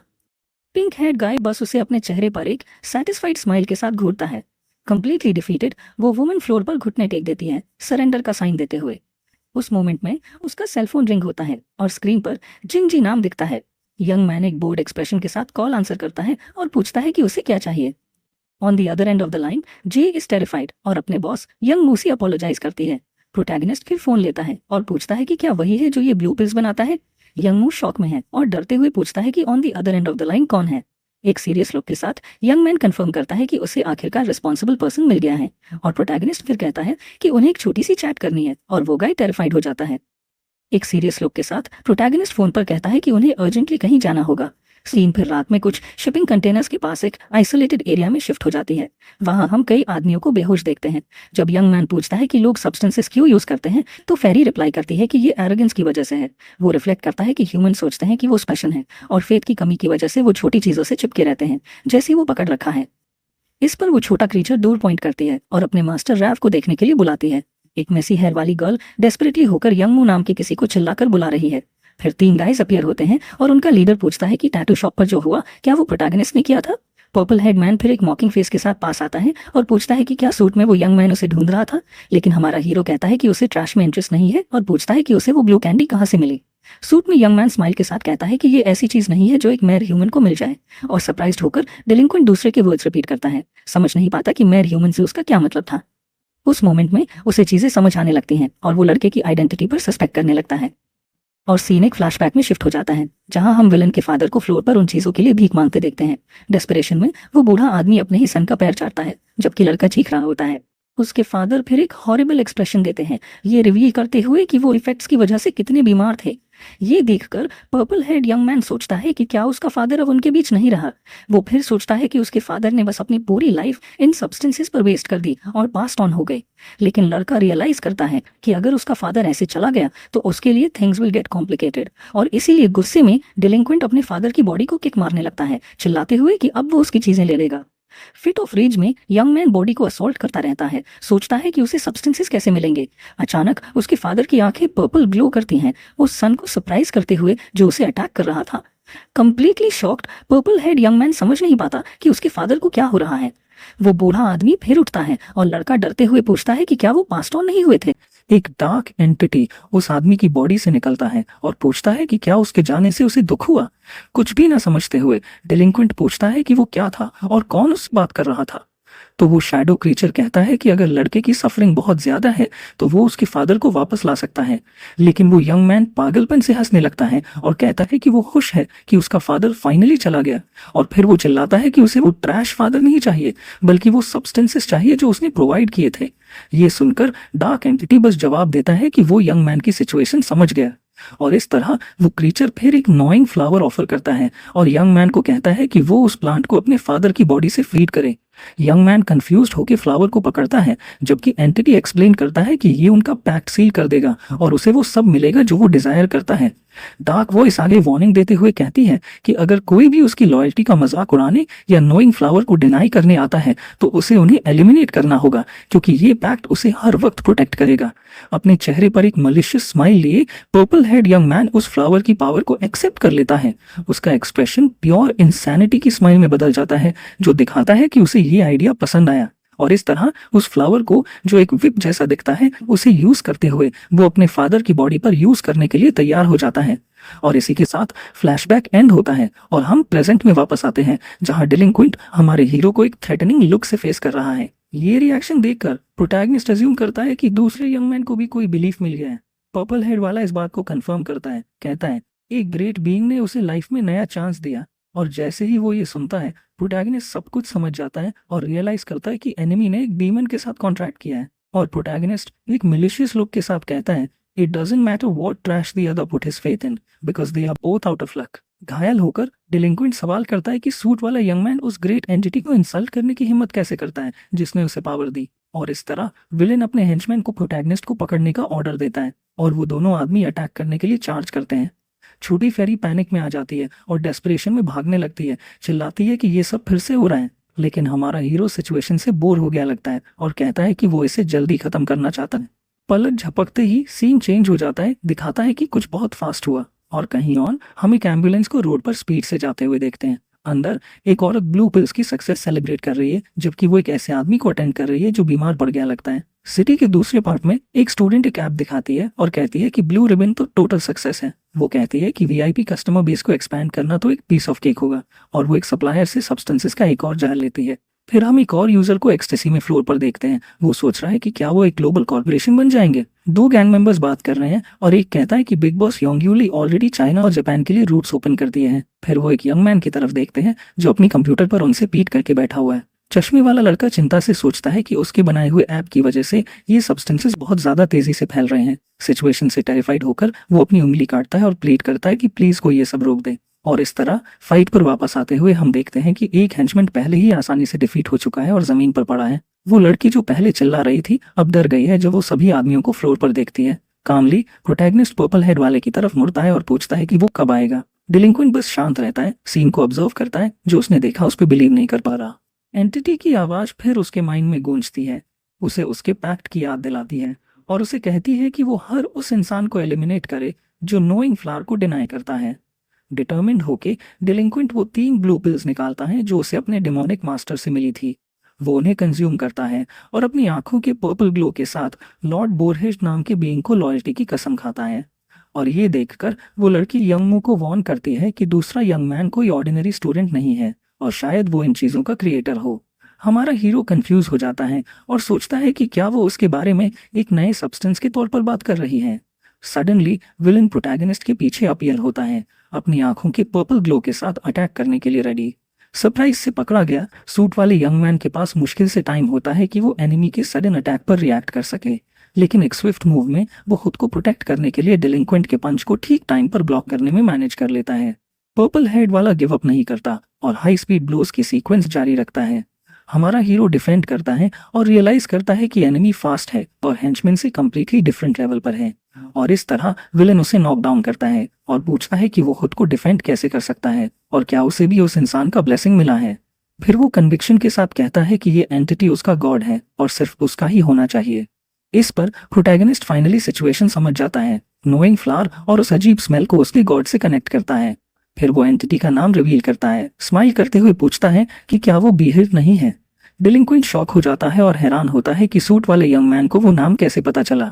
हमारा हीरो फिर उसे टॉन्ट करता है, कहता है कि सब लोगों में से उसने एक पैथेटिक लूजर को फॉलो करने के लिए चुना। गुस्से में पर्पल हेड वाला चिल्लाता है कि वो उस एकमात्र इंसान को इंसल्ट ना करे जिसने उस पर मर्सी दिखाई, लेकिन सूट वाला उसे मॉक करता रहता है, कहता है कि उसका मास्टर भागते हुए किसी को ढूंढने के लिए डेस्परेट होगा। विलन फ्रीक आउट हो जाता है और दूसरे पर चिल्लाता है कि वो चुप हो जाए क्योंकि वो उसके मास्टर के बारे में बात करने के भी काबिल नहीं है। वो दोनों फिर से क्लैश करते हैं। डिलिंक्वेंट अपने प्यूरे फ्यूरी को एक पावरफुल अटैक में अनलीश करता है। अटैक को होल्ड करते हुए हमारा हीरो टॉन्ट करते हुए कहता है कि बारहेड ने सच में दुनिया में बहुत प्रोग्रेस कर ली है। और सीन फिर पास्ट की मेमोरी में शिफ्ट होता है जहां प्रोटैगनिस्ट को उसकी डिमोनिक फॉर्म में एक ग्रेट बैटल में दिखाया जाता है। वो पूरी तरह से वाइल्ड और आउट ऑफ कंट्रोल है, अब्सर्ड गावर से अपने रास्ते में सब कुछ डिस्ट्रॉय कर रहा है। इस मेमोरी में हम उसे एक बड़े हॉल में देखते हैं और बैकग्राउंड में बोरहेड को फाइट से भागते हुए देखा जा सकता है। वो सो कॉल लॉर्ड जिसे डिलिंक्वेंट इतना एडमायर करता है, वो एक कावर्ड की तरह दिखाया जाता है जो अकेले भाग गया, डर के मारे रोते हुए। एक सडिस्टिक स्माइल के साथ फॉर्मर डीमन बस अपने कंपेनियन को बैटल छोड़कर जाते हुए देखता है।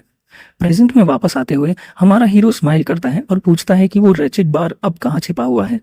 पर्पल हेड वाला फ्यूरियस हो जाता है ये देखकर कि दूसरा उसके मास्टर की आखिर तक डिसरिस्पेक्ट कर रहा है।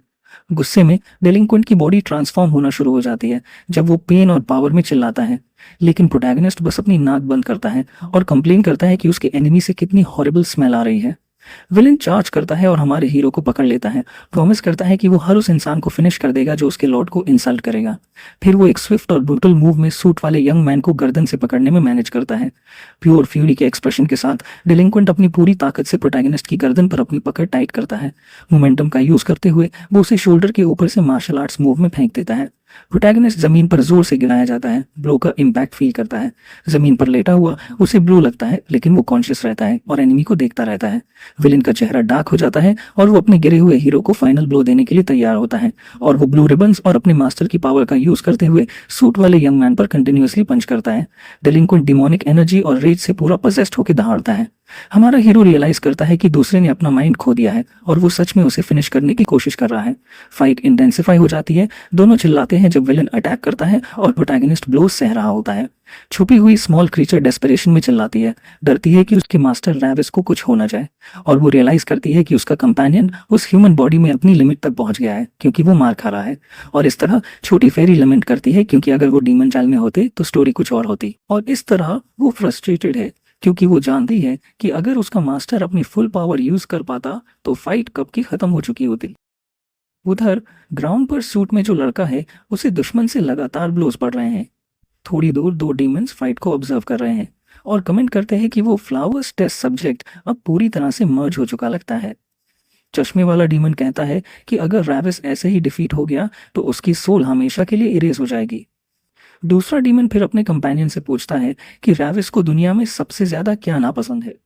केप वाला जवाब देता है कि उसकी टेम्परामेंट तो हॉरिबल है और वो सोचता है कि उसने ऐसे रहना किससे सीखा। उसे अपने पार्टनर की प्रोवोकेशन से गुस्सा आ रहा था जो सिचुएशन को एंजॉय कर रहा था। अचानक चश्मे वाला डीमन बस एक वर्ड बोलता है, डर्ट, जिससे दूसरा कंफ्यूज हो जाता है। वो स्माइल करते हुए एक्सप्लेन करता है कि रैविस एक जर्मोफोब है और कोई भी डर्टी चीज बर्दाश्त नहीं कर सकता। फाइट में वापस आते हैं, जहां हमारा हीरो डेलिंक्वेंट का हाथ पकड़ लेता है ताकि अटैक्स रोक सके। नीचे गिरा और इंजर्ड होने के बावजूद प्रोटैगनिस्ट गुस्से में बोलता है कि दुश्मन की स्मेल तो बस फिल्दी है। पर्पल हेड विलेन सरप्राइज हो जाता है और समझ नहीं पाता कि दूसरे लड़के ने क्या कहा, और फिर अपनी आंख रेड ग्लो करते हुए हीरो चिल्लाता है कि वो विलेन से आने वाली इस डिस्गस्टिंग स्मेल को और नहीं सह सकता। उसी मोमेंट उसका हाथ ट्रांसफॉर्म होने लगता है, शार्प क्लॉज के साथ एक डेमोनिक अपीयरेंस ले लेता है। पकड़ की फोर्स से दुश्मन का हाथ टूटने लगता है और डेलिंक्वेंट दर्द से चीखता है। प्रोटैगनिस्ट उठ खड़ा होता है और विलेन डर के मारे पीछे हट जाता है। वो समझ ही नहीं पा रहा था कि हो क्या रहा था। सूट वाला लड़का फिर अपने लेफ्ट हैंड को देखता है, जो अब डीमन के रूप में था। वो अपने ट्रांसफॉर्म्ड हाथ को देखता है और कहता है कि उसे फाइनली लग रहा है जैसे उसके पुराने हाथ वापस आ गए हैं। एक कोल्ड और डिटर्मिन्ड लुक के साथ वो अपने ओपोनेंट का सामना करता है, जो अभी भी चेंज से शॉक में था। डेलिंक्वेंट फिर गुनगुनाता है, घबराहट में पसीना आ रहा था। उस स्टूडेंट की ट्रांसफॉर्मेशन पर उसे यकीन नहीं हो रहा था। हमारा हीरो एक एनर्जी विप क्रिएट करता है और वॉर्न करता है कि वो उसकी स्मेली बॉडी को हाथ भी नहीं लगाना चाहता। वो फिर विप से अटैक करता है, कहते हुए कि वो इसे जल्दी से जल्दी खत्म करना चाहता है। ब्लो डायरेक्ट हिट करता है और डेलिंक्वेंट चीखता है जब उसे डिमोनिक एनर्जी लगती है और उससे खून निकलने लगता है। विलेन सोचता है कि एक मामूली ह्यूमन में इतनी पावर कैसे हो सकती है। ये टर्न ऑफ इवेंट्स देखकर छोटी फेरी खुशी से रोने लगती है और मास्टर रवीज चिल्लाती है। और इस तरह अपने डेमोनिक फॉर्म की इमेज बैकग्राउंड में रखते हुए प्रोटैगनिस्ट ह्यूमन कहे जाने पर सवाल उठाता है। बिना टाइम वेस्ट किए वो आगे चार्ज करता है और दुश्मन के फेस पर सीधा एक पावरफुल पंच मारता है। ब्लो का इम्पैक्ट इतना स्ट्रांग था कि पर्पल हेड विलेन बहुत दूर तक फेंका जाता है, जमीन पर गिरता है। डेलिंक्वेंट के साथ जो लड़की थी वो ये सब देखकर डर के मारे सहमत जाती है। जमीन पर विलेन अपने चेहरे पर हाथ रखते हुए उठता है और पूछता है कि ये सूट वाला लड़का आखिर कौन है। लेकिन हमारा हीरो उसे दोबारा अटैक करता है और कहता है कि उस स्मेली माउथ से बात करना बंद करे। ब्लो ठीक जगह लगता है और इम्पैक्ट की फोर्स से डेलिंक्वेंट हवा में उछल जाता है। दूर चश्मे वाला डीमन सरप्राइज्ड है और सोचता है कि रवीज अचानक ऐसे क्यों बिहेव कर रहा है। और दूसरा डीमन फिर एक्सप्लेन करता है कि टेस्ट सब्जेक्ट की स्मेल की वजह से रवीज का सर दर्द कर रहा होगा। वो आगे कहता है कि उसके कंपेनियन को दुनिया में किसी भी चीज से ज्यादा डर्ट से नफरत है। अपेरेंटली जब उसकी जर्मोफोबिया ट्रिगर होती है तो उसकी ओरिजिनल पावर का पार्शियल अवेकनिंग हो जाता है।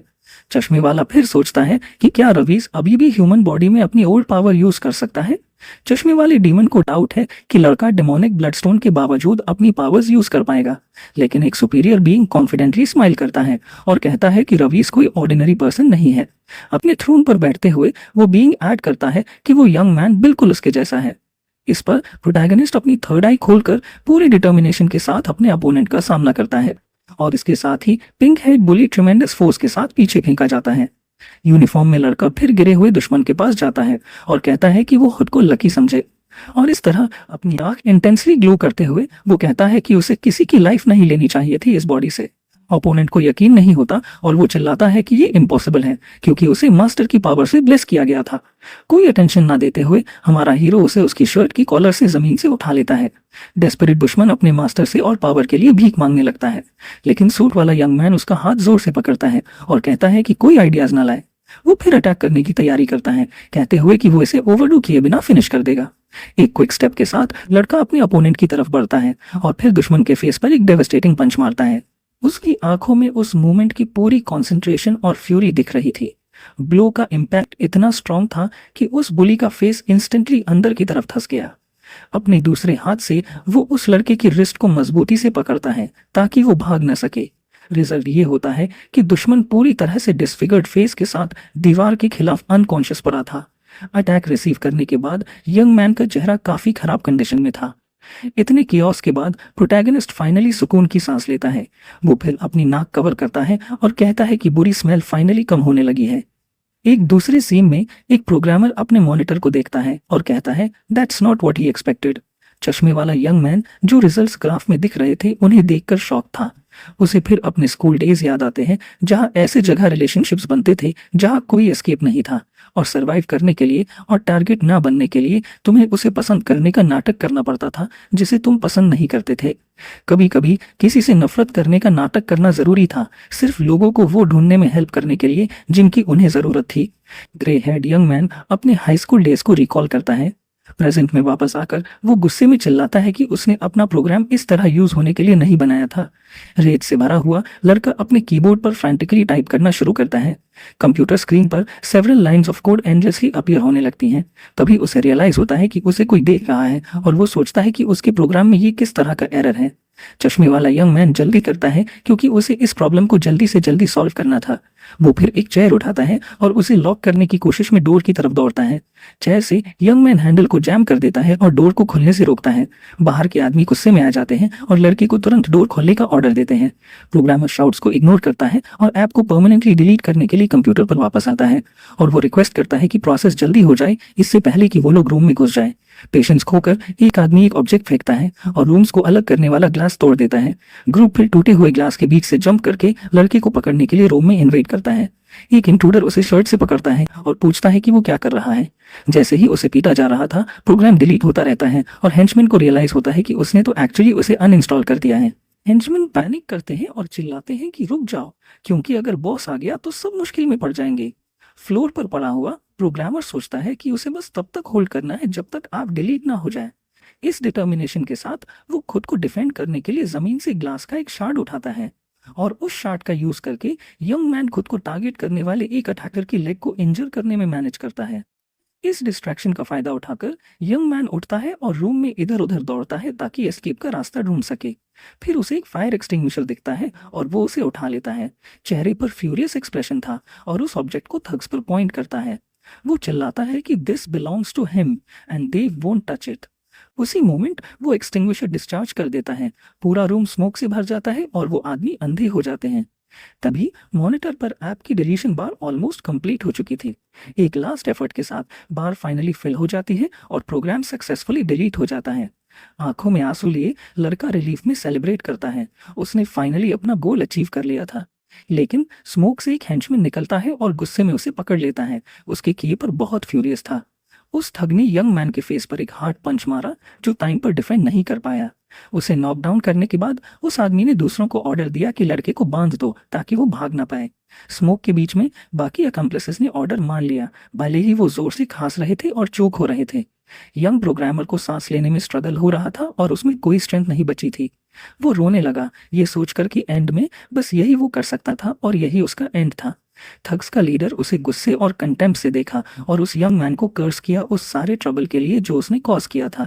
सडनली एक रेड आई वाला फिगर अपीयर हुआ और पूछा कि उनकी हिम्मत कैसे हुई उसके सर्वेंट को छूने की। हेंचमैन पलट गया, स्टार्टल था और कंफ्यूज था कि इस सिचुएशन में क्या हो रहा है।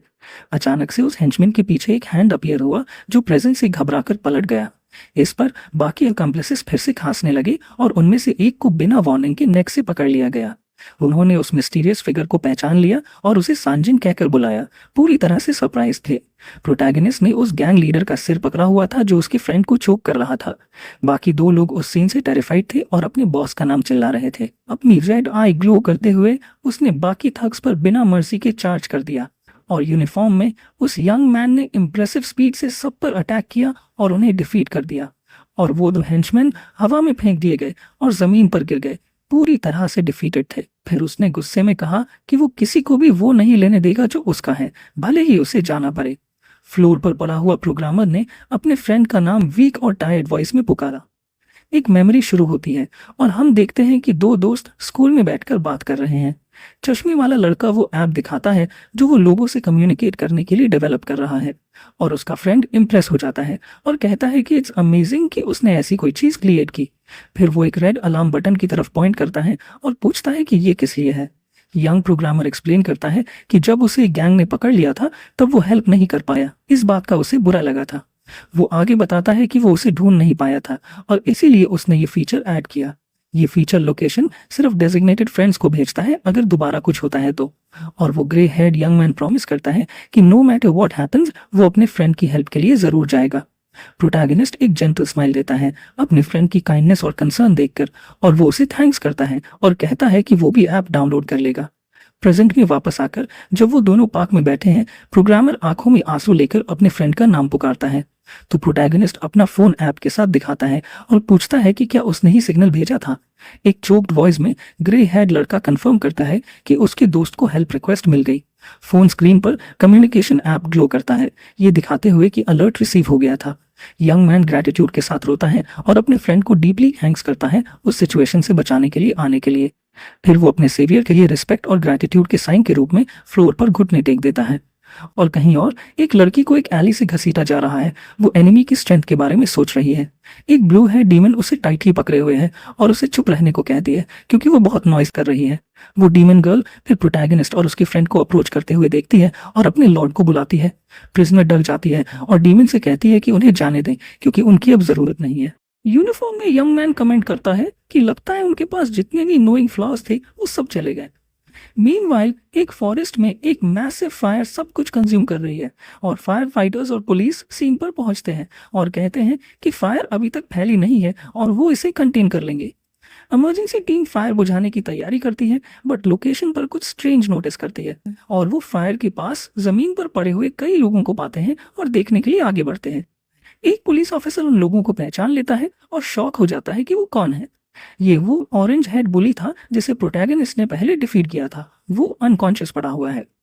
एली में वापस मेन ट्रियो शांति से डार्क स्ट्रीट पर चल रहा है। यंग प्रोग्रामर अपने फ्रेंड को थॉटफुल एक्सप्रेशन के साथ देखता है। ब्लू हेड डीमन गर्ल खुशी से गुनगुनाती है जब वो उनके साथ चलती है। प्रोटैगनिस्ट अपनी बीट करके सोचता है कि किसी तरह उसका अंकल विम्बर उसे यूज कर रहा है।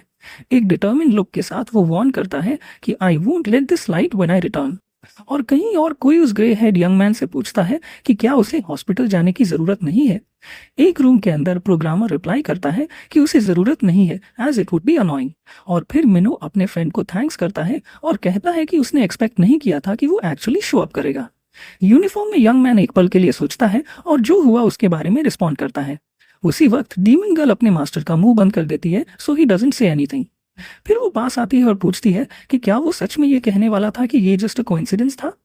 एक मेमोरी में वो प्रिजनर को थ्रेट करता है कि वो उसे हाइड आउट का रास्ता दिखाए। ब्लैक हेड गर्ल पूछती है कि क्या वो ये सब अपने फ्रेंड की वजह से कर रहा है, बट यंग मैन को याद आता है कि लिमशान उसका नंबर 1 सर्वेंट है और समझ जाता है कि वो स्कूल क्यों मिस कर रहा था।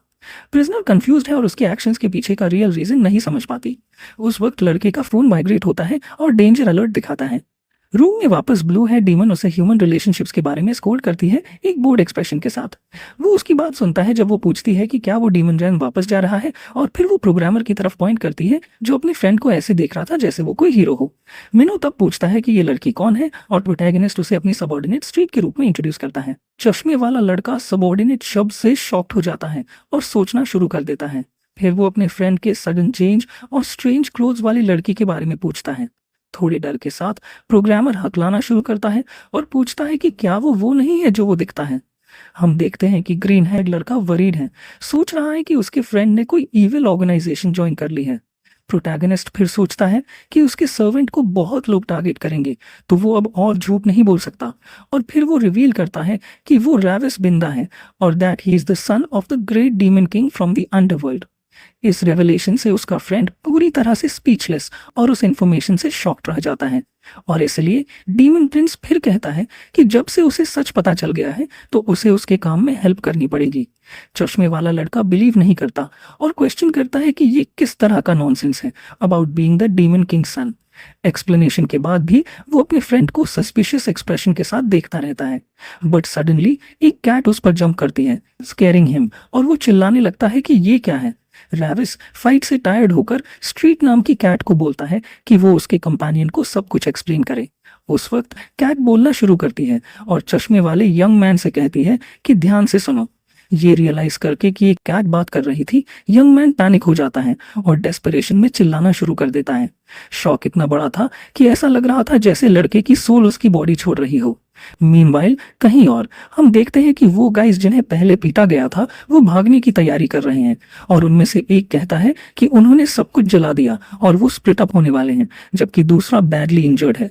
Purple head young man angry हो जाता है और सोचता है कि वो अपने अपोनेंट को फिनिश कर सकता था और हालांकि जैसे ही एक हेंचमैन कार में घुसने वाला होता है उसके पीछे एक हुडेड फिगर अपीयर होता है वो आदमी पूछता है कि ये कौन है, बट वो मिस्टीरियस फिगर बस उसे साइलेंट रहने को कहता है।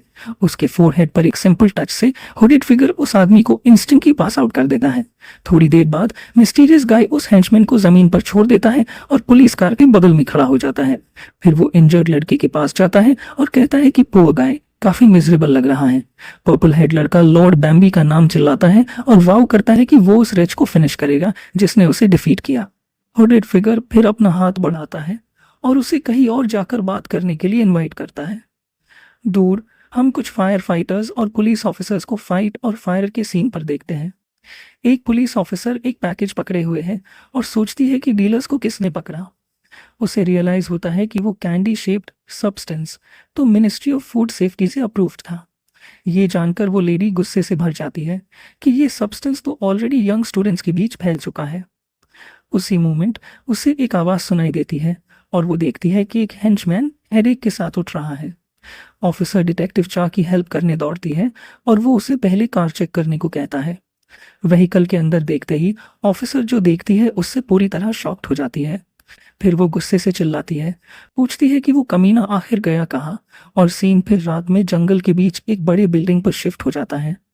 अंदर purple head young man lord bar के सामने घुटनों पर बैठकर एक और चांस के लिए भीख मांग रहा है।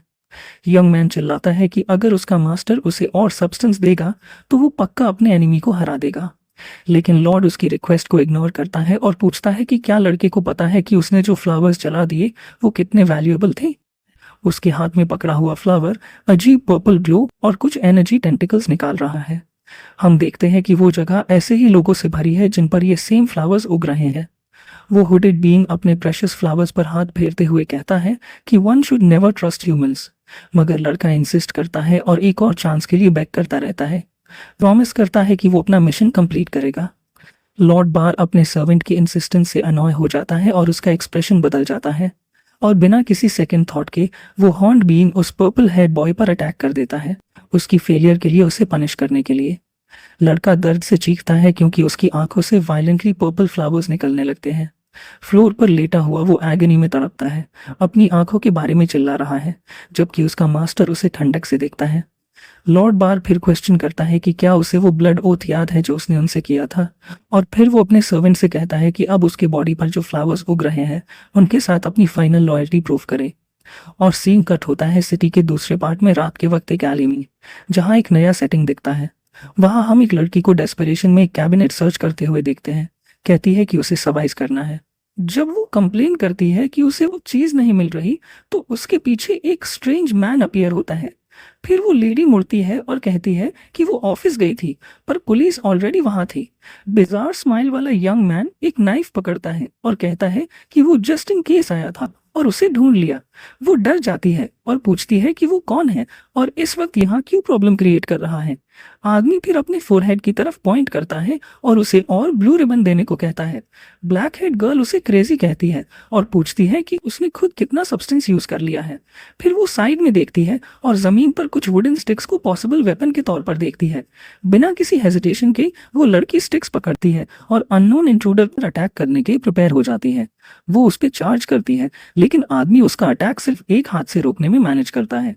एक ही ब्लो में यंग मैन उसे जमीन पर फेंक देता है, ये दिखाते हुए कि वो उससे बहुत ज्यादा स्ट्रॉन्गर है। फाइट के बाद भी वो आदमी ब्लू रिबन मांगता रहता है जैसे ट्रांस में हो।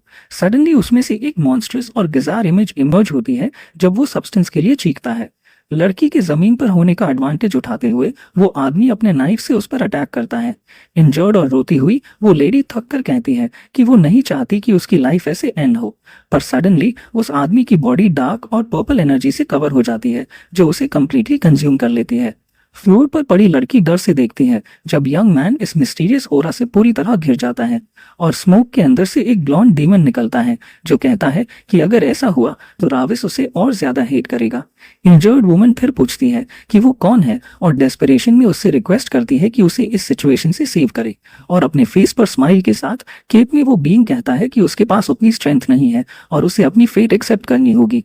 वो आंसर सुनकर शॉक्ड हो जाती है और सवाल करती है कि अंडरवर्ल्ड जाने का उसने क्या मतलब कहा। डीमन फिर स्माइल करता है अपने फैंग्स दिखाते हुए और कहता है कि at least he will leave her body behind. Scene फिर हमें डीमन रेल में ले जाता है जहां एक जाइंट और इम्पोजिंग कासल दिखता है। अंदर एक व्हाइट हेड वुमन अपने छोटे भाई जिसका नाम बाकन है उसका वेलकम करती है। वो उस पर अक्यूज करती है कि जब से रैव को ह्यूमन वर्ल्ड भेजा गया है वो कुछ प्लॉट कर रहा है। गुस्से में वो लेडी सवाल करती है कि उसकी हिम्मत कैसे हुई कि उसने उसके बेटे को अपने प्लान्स के लिए यूज किया। पिंक हेयर डीमन जिसका नाम बार्किन है स्माइल करता है और कंफर्म करता है कि उसकी सिस्टर ने उसका प्लान डिस्कवर कर लिया है। वो उसे चिंता ना करने को कहता है और रिवील करता है कि उसने राविस की बॉडी में डिमोनिक ब्लड स्टोन डाल दिया है। इस पर सिस्टर चिल्लाती है कि वो पागल हो गया है और पूछती है कि क्या वो अनाउंस करना चाहता है कि डीमन किंग का बेटा अकेला है। बार्किन फिर कामली अपनी सिस्टर से कहता है कि वो राविस पर थोड़ा और ट्रस्ट करे। वो रिप्लाई करती है कि बात उसके बेटे पर ट्रस्ट ना करने की नहीं है बल्कि ये है कि ये वर्ल्ड कितना अनस्टेबल है। वुमन एक्सप्लेन करती है कि स्मॉलेस्ट क्रैक भी सब कुछ क्रम्बल कर सकता है। वो फ्रैजाइल बैलेंस दिखाती है। ब्रदर इंसिस्ट करता है कि राविस स्ट्रांग है और उसकी कॉम्बैट पावर किसी से भी ज्यादा है क्योंकि ही इज लाइक हिम। इस पर इरिटेट होकर वो उसके सर पर पंच मारती है और वार्न करती है कि अगर राविस की सोल को नुकसान पहुंचा तो वो दोनों खत्म हो जाएंगे। बार्किन अग्रेशन पर कंप्लेन करता है और अपने सर्वेंट से कहता है कि वो सारी ओल्डर सिस्टर से छुटकारा पाने का कोई तरीका ढूंढे। ब्लॉन्ड सर्वेंट फिर उन दोनों से काम डाउन होने को कहता है और बोलता है कि he doesn't want a crazy younger brother. फिर सिस्टर बार्किन का गला दबाने लगती है और सर्वेंट सोचता है कि ये एक मिराकल है कि राविस ऐसे सर्वाइव कर गया। सीन फिर ह्यूमन वर्ल्ड में रिटर्न होता है रात के वक्त सिटी दिखाते हुए। ग्लासेस वाला फ्रेंड अभी भी कांप रहा है और फाइनली पूछता है कि क्या वो सच में डीमन है। डीमन प्रिंस कंफर्म करता है कि ह्यूमंस उन्हें यही कहते हैं और कैट खुश हो जाती है कि उसे भी इंक्लूड किया गया। फिर यंग मैन पूछता है कि क्या वो अंडरवर्ल्ड जा रहा है पर राफ कहता है कि अंडरवर्ल्ड तो यही है और उसे अपने रेल में इनवाइट करता है और इस तरह राविस खुद को मास्टर डिक्लेयर करता है।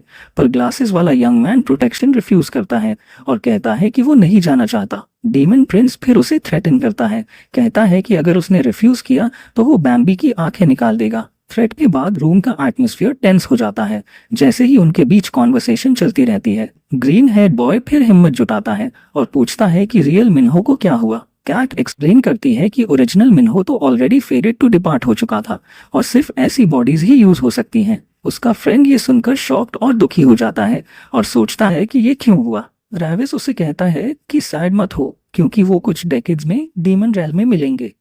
यंग मैन समझ जाता है कि उसकी फेट सील हो चुकी है। राविस कहता है कि डीमन रेल्म एक फन प्लेस है। कैट अग्री करती है और जगह को full of screens and bad things describe करती है जिससे लड़का और ज्यादा डर जाता है। डीमन प्रिंस फिर अपने नए सर्वेंट को कहता है कि वरी मत करो और ये सीक्रेट किसी को मत बताना।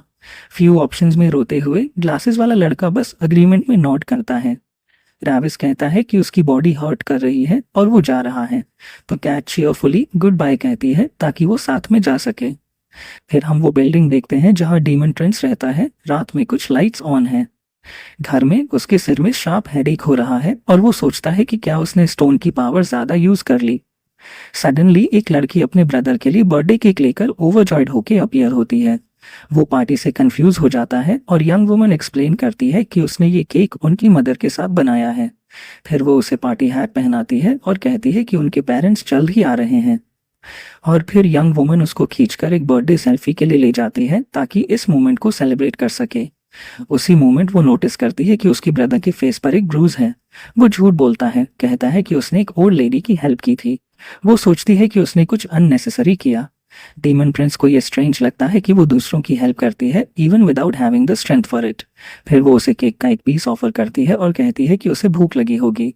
लड़की ने केक वाला फोक अपने भाई के मुंह में डाला जो स्पीचलेस रह गया। वो स्वीट टेस्ट करके फ्लेवर से शॉक हो गया और सोचा ये क्या है। वो यंग मैन शर्म से लाल हो गया और चेहरा घुमा लिया जिससे उसकी बहन कंफ्यूज रह गई।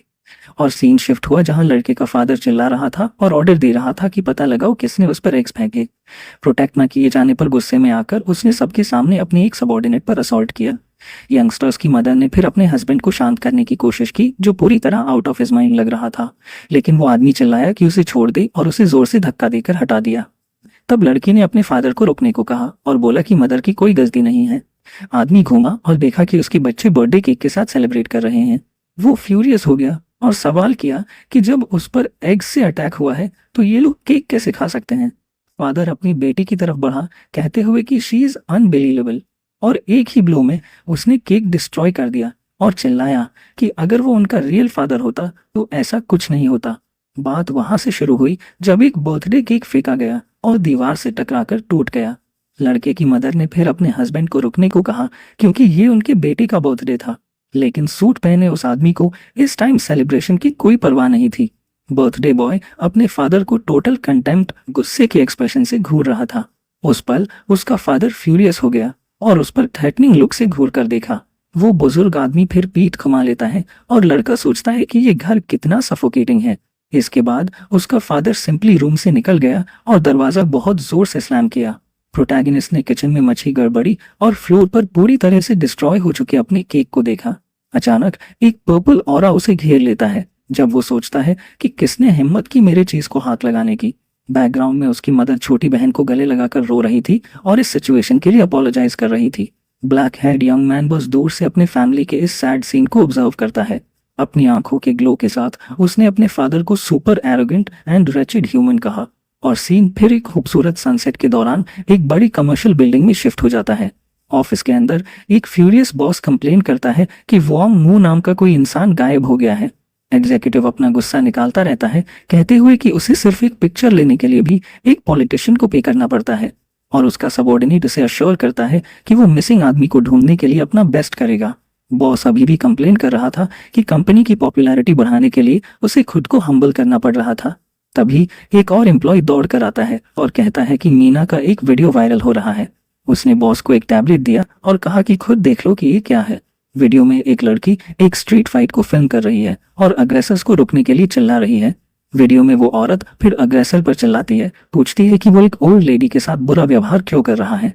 ऑफिस में वापस लड़की का फादर ये सब एक डिस्प्लेस्ड लुक के साथ देखता है। रिकॉर्डिंग में यंग वुमन बुजुर्ग औरत को उठने में हेल्प करती है और वो लेडी उसे बहुत थैंक्स कहती है। और इस तरह सबॉर्डिनेट ने एक्सप्लेन किया कि अगर वो रिवील करते हैं कि मीना उसकी डॉटर है तो उसकी इमेज को बहुत हेल्प मिलेगी। ये सुनकर पॉलिटिशियन हल्का सा मलिशियस स्मर्क देने लगता है। फिर उसे रियलाइज होता है कि ये पूरा सिचुएशन उसके लिए ग्रेट पब्लिसिटी बन सकता है। सीन कट होता है एक जाइंट बिल्डिंग पर जहां कोई सोच रहा था कि इतना खूबसूरत चेहरा कैसे छिपा हुआ था। कहीं और एक ब्लू हेड गाय दो लोगों को प्राइवेट कॉन्वर्सेशन के लिए बुलाता है और इस तरह वो रिकॉर्डिंग वाली सेम लड़की को देख रहे हैं और उसे मदर का न्यू वेसल कहते हैं। स्क्रीन पर एक क्लोजअप दिखता है जहां लड़की अपने स्कूल फ्रेंड्स के साथ खुशी से स्माइल कर रही है। एक एलिगेंट वुमन एक यंग मैन से पूछती है कि क्या उसे लड़की पसंद नहीं आई या वो जेलस है, और वो फिर कहती है कि एग्जैक्टली यही वो फेस है जिसे वो इतने टाइम से ढूंढ रहे थे। एक सिनिस्टर स्माइल के साथ वो वुमन रिवील करती है कि ये स्टूडेंट ही उनकी मदर की न्यू बॉडी बनेगी। मैडम कंप्लेन करती है कि ह्यूमन बॉडीज बहुत जल्दी एज हो जाती हैं और रिंकल से भर जाती हैं, इसलिए उस जैसा नया और परफेक्ट वेसल मिलना सिर्फ डेस्टिनी हो सकता है। उसके दो फॉलोअर्स टेरिफाइंग लुक के साथ अग्री करते हैं और उसे ब्यूटीफुल लिटिल डॉल कहते हैं। फिर वो सोचते हैं कि जब वो उसे पूरी तरह से ब्रेक कर देंगे तो उसकी आवाज कैसी होगी। लड़की का वीडियो न्यूज बन जाता है और ऑनलाइन ऑलरेडी 300,000 व्यूज हो चुके हैं। कमेंट्स में सभी यंग वुमन के एक्शंस की तारीफ करते हैं और कहते हैं कि वो उसके फादर को सपोर्ट करेंगे।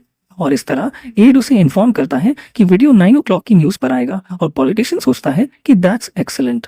पॉलिटिशियन स्माइल करता है, सोचता है कि उसकी यूजलेस डॉटर एक लकी चार्म बन गई है और डिसाइड करता है कि वो घर पर ज्यादा अटेंशन देगा। फिर वो अपने एम्प्लॉय को कहता है कि लड़की का शेड्यूल चैरिटी वर्क से भर दो। उस पल एड उसे इन्फॉर्म करता है कि नॉक्स एंटरटेनमेंट के सीईओ ने उनसे कॉन्टैक्ट किया है। एम्प्लॉय एक्सप्लेन करता है कि वीडियो देखने के बाद कंपनी मीना में इंटरेस्टेड हो गई है। मलिशियस स्माइल के साथ मेयरल कैंडिडेट नॉक्स के इंटरेस्ट से सरप्राइज हो जाता है और इस तरह वो अपनी चेयर पर फेंकता है और सेलिब्रेट करता है क्योंकि उसकी डॉटर एक रियल ट्रेजर बन गई है। और सीन शिफ्ट होता है जहां दो स्टूडेंट स्ट्रीट पर चल रहे हैं जिनमें से एक न्यूज सुनकर सरप्राइज्ड है। प्रोटैगनिस्ट का फ्रेंड कमेंट करता है कि उसे पता नहीं था कि उसका स्टेपफादर मेयरल कैंडिडेट है। वो आगे कहता है कि उसे बस इतना पता था कि लड़का और माँ बहुत अच्छे से रहते थे और वो उससे प्यार करता था। और इस तरह ब्लैक हेड यंग मैन अपने फ्रेंड्स की बातों पर रिफ्लेक्ट करता है और अपने अंकल की एडवाइस याद करता है। एक फ्लैशबैक में हम एक डीमन को देखते हैं जो कह रहा है कि उसे उन लोगों को वैल्यू करना चाहिए जो उसे स्ट्रांग बनने में हेल्प करते हैं। प्रेजेंट में वापस यंग मैन अपने यूजुअल बोर्ड एक्सप्रेशन के साथ रहता है, कोई रिएक्शन नहीं देता। वो बस धीरे से ब्लिंक करता है जैसे वो इस न्यू इन्फॉर्मेशन को प्रोसेस कर रहा हो, जबकि उसका फ्रेंड पूछता है कि वो उस एली में क्यों घुसा हुआ है और वो इस बात को टाल देता है। अचानक एक स्ट्रेंज क्रीचर अपीयर होता है जिसके पास एक नोट है जिसमें लिखा है कि उसका मास्टर यहाँ नहीं है। नोट में सो कॉल्ड मास्टर लड़के को उसके वर्क के लिए कंग्रेचुलेट करता है और कहता है कि वो एक गिफ्ट भेजेगा। यंग मैन अपने मास्टर की ऑडेसिटी पर फ्यूरियस हो जाता है और गुस्से में नोट को क्रम्पल कर देता है। इस बीच उसका फ्रेंड अपने फोन पर उसके स्टेप फादर की पॉपुलैरिटी की न्यूज़ दिखाता है। ग्लासेस वाला लड़का कमेंट करता है कि इतनी फेवरेबल पब्लिक ओपिनियन के साथ वो डेफिनेटली इलेक्टेड हो जाएगा। प्रोटैगनिस्ट फिर कहता है कि a man like that will end up devouring the entire city. Protagonist फिर अपने स्टेप फादर के ग्रीड की तुलना सेनु नाम की क्रीचर से करता है। वो सोचता है कि क्या वो पॉलिटिशियन उन डीमंस में से एक है जो ह्यूमन वर्ल्ड में आया है। मैजिकल क्रीचर एक्सप्लेन करता है कि सिनेरास ग्लटनस डीमंस होते हैं जो नॉन स्टॉप खाते हैं, लेकिन क्रीचर कहता है कि वो उस डिस्ट्रिक्ट के लिए रिस्पॉन्सिबल है और वो आदमी सिर्फ एक ह्यूमन है। फिर भी यंग मैन सस्पिशियस रहता है और सोचता है कि ऐसा रूलर होने की वजह से ह्यूमन वर्ल्ड रॉटन है। यंग डीमन फिर अपने सर्वेंट को वार्न करता है कि वो ध्यान से खाए ताकि वो सेनु न बन जाए। और लड़के का फ्रेंड कहता है कि उसे ये सिचुएशन पसंद नहीं है क्योंकि पॉलिटिशियन क्लियरली मिन्हा को यूज कर रहा है। प्रोटैगनिस्ट एक पल के लिए उसके नाम और उसकी स्टेप सिस्टर्स पर रिफ्लेक्ट करता है और सीन फिर एक स्टॉर्मी नाइट के दौरान एक अपार्टमेंट बिल्डिंग पर कट होता है। और इस तरह अपने रूम से यंग मैन लिविंग रूम में झांकता है और सोचता है कि इस लड़की के साथ क्या होगा। लिविंग रूम में नॉक्स के लोग यंग वुमन की ब्यूटी की तारीफ करते हैं और कहते हैं कि वो एज एन आइडल डेब्यू कर सकती है। उसकी मदर आर्ग्यू करती है कि उसकी डॉटर बस एक स्टूडेंट है और कभी फेमस नहीं होना चाहती थी। और स्टेप फादर फिर कहता है कि लड़की के नेचुरल टैलेंट को छुपाना एक मिस्टेक होगी।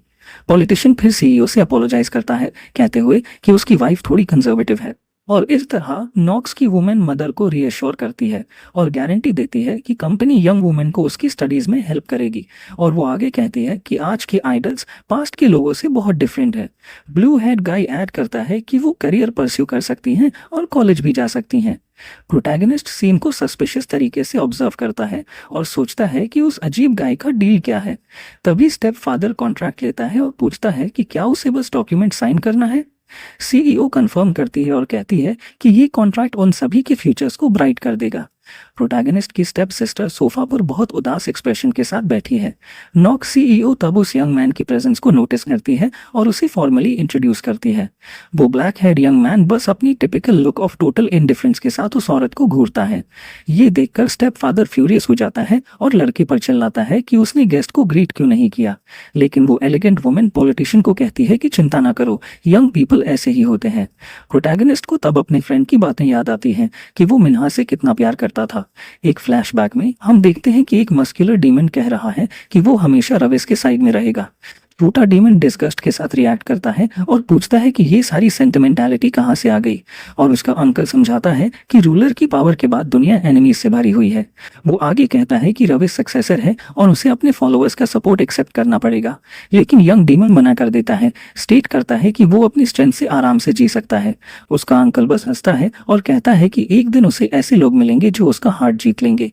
ओल्डर डीमन गारंटी देता है कि जब ऐसा होगा तो वो बिना रियलाइज किए ही चेंज हो जाएगा। छोटा रविस अपना सलन फेस बनाए रखता है और कोई और वर्ड नहीं बोलता।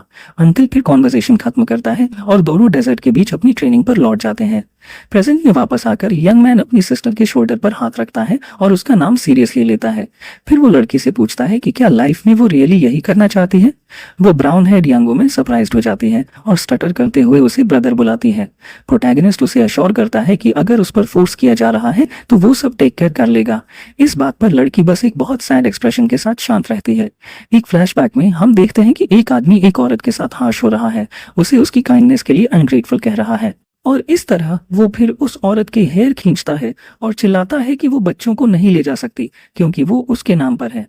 औरत उससे जाने देने की भीख मांगती है, लेकिन आदमी उसे थ्रेटन करता है, कहता है कि वो एक पेनी के बिना सर्वाइव नहीं कर पाएगी।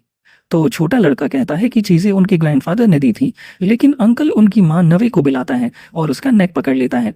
आदमी चिल्लाता है कि जो कुछ भी वो लेता है वो हमेशा के लिए उसका है और यही सर्वाइवल की है। ये हॉरिबल मेमोरी उस यंग वुमन मिन्हा के माइंड में एच हो गई, जिसे वो कभी भूल नहीं सकती थी। उसके बाद लड़की ऊपर देखती है और कंफर्म करती है कि ये उसका चॉइस है। उस मोमेंट में लड़की और कॉन्फिडेंट हो जाती है और कहती है कि वो वही करेगी जो प्रपोज किया गया है। और फिर वो अडल्ट्स की तरफ मुड़ती है और कहती है कि उसकी ओनली कंडीशन ये है कि मनी उसके नाम पर जाना चाहिए। अपने थॉट्स में लड़की अफर्म करती है कि वो अपनी माँ और ब्रदर को उस मॉन्स्टर से रेस्क्यू करेगी। लड़की का अंकल इंस्टेंटली अग्री करता है, कहता है कि उसकी हार्डवर्क सिर्फ उसकी है। व्हाइट हेड वुमन स्माइल करती है और कहती है कि डील हो गया है और अब वो कॉन्ट्रैक्ट साइन कर सकते हैं। लड़की की माँ तब प्रेसिडेंट से कहती है कि वो उसकी डॉटर का अच्छा केयर करे क्योंकि वो उसकी लाइफ से भी ज्यादा इंपॉर्टेंट है। आंखों में आंसू लिए माँ अपनी डॉटर से पूछती है कि क्या वो अपने डिसीजन को लेकर श्योर है, लेकिन यंग वुमन बस स्माइल करती है और अपनी माँ से कहती है कि कम से कम इस बार उस पर ट्रस्ट करे। तुरंत बाद लड़की अपने ब्रदर की तरफ मुड़ती है और उस कंसर्न के लिए थैंक्स करती है जो उसने दिखाया। यंग मैन बस खामोशी से खड़ा रहता है और अपनी सिस्टर को सिचुएशन का कंट्रोल लेते हुए देखता है।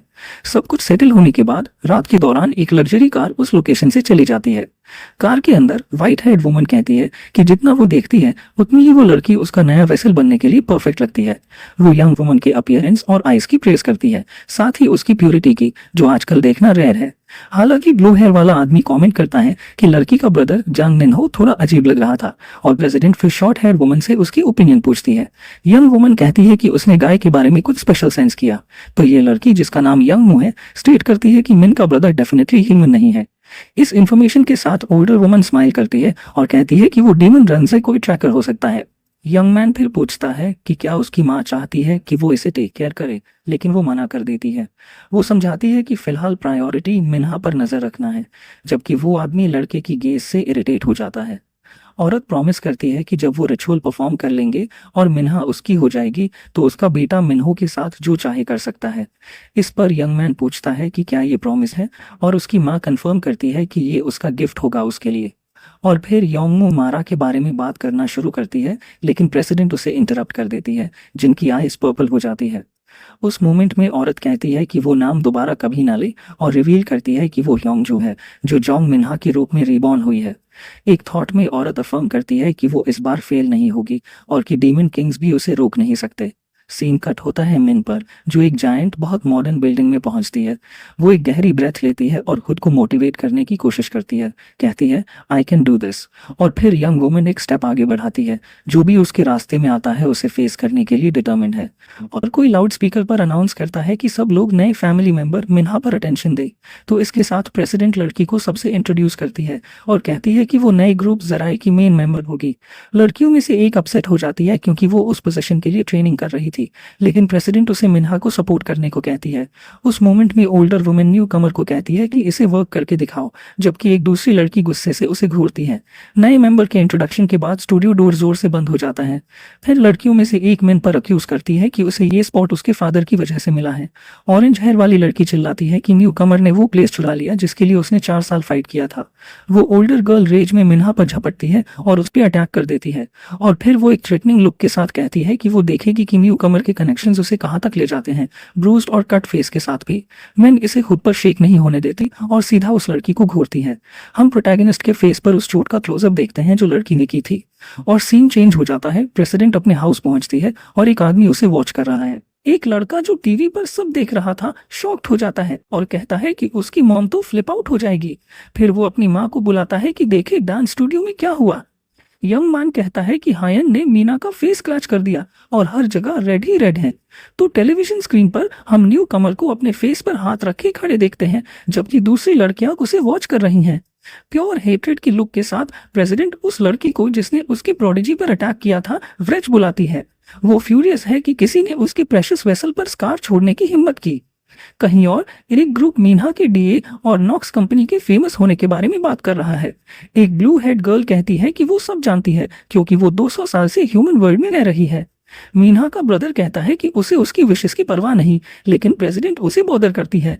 वो नोट करता है कि उनमें डिमोनिक ऑरा नहीं है, फिर भी वो उसके ग्लेयर से फेज नहीं हुए, जो सस्पिशियस है। ब्लू हेड गर्ल कंफर्म करती है कि एंशिएंट डीमंस अपना ऑरा हाइड कर सकते हैं और it's better to be safe than sorry. Young man फिर अपने कंपेनियन जिसका नाम लाविस है उसे वार्न करता है कि वो रेकलेसली किसी पर अटैक ना करे। ग्लासेस वाला लड़का वार्न करता है कि जब वो स्कैरी फेस बनाता है तो किसी को पसंद नहीं आता, लेकिन प्रोटैगनिस्ट रिप्लाई करता है कि वो सस्पिशियस है और वो बिना ऑरा यूज किए भी डीमन सेंस कर सकता है। तो उसका कंपेनियन फिर कंप्लेन करता है कि वो बार का नाम के किसी को भी नहीं ढूंढ पाया, जिससे यंग मैन इरिटेट हो जाता है। एंग्रिल वो यंग मैन ग्लासेस वाले लड़के को ब्रूटल ट्रेनिंग पर भेज देने की धमकी देता है और ब्लू हेड गर्ल सेलिब्रेट करती है। वो फ्रस्ट्रेट हो जाता है क्योंकि वो डेमोनिक ब्लड स्टोन को ठीक से यूज नहीं कर पा रहा था, इसलिए तो उसे कुत्ते भी इग्नोर करते हैं। Young man blue head girl से पूछता है कि क्या उसे स्टोन की पावर रिकवर करने का कोई वे मिला, और वो कंफर्म करती है। फिर वो अपने सर्वेंट्स को ऑर्डर देता है कि वो योंग, जो और ट्विंस को इन्वेस्टिगेट करें जब तक वो अपनी पावर्स रिकवर करता है। सीन कट होता है जहां ऑरेंज हेड गर्ल रात में अकेली स्टेयरकेस से नीचे उतर रही है। वो गर्ल बहुत अपसेट है और लमेंट करती है कि उसकी 4 साल की प्रिपरेशन बेकार चली गई। सडनली एक बहुत बड़ा शार्प ब्लेड उसके सामने अचानक से अपीयर होता है।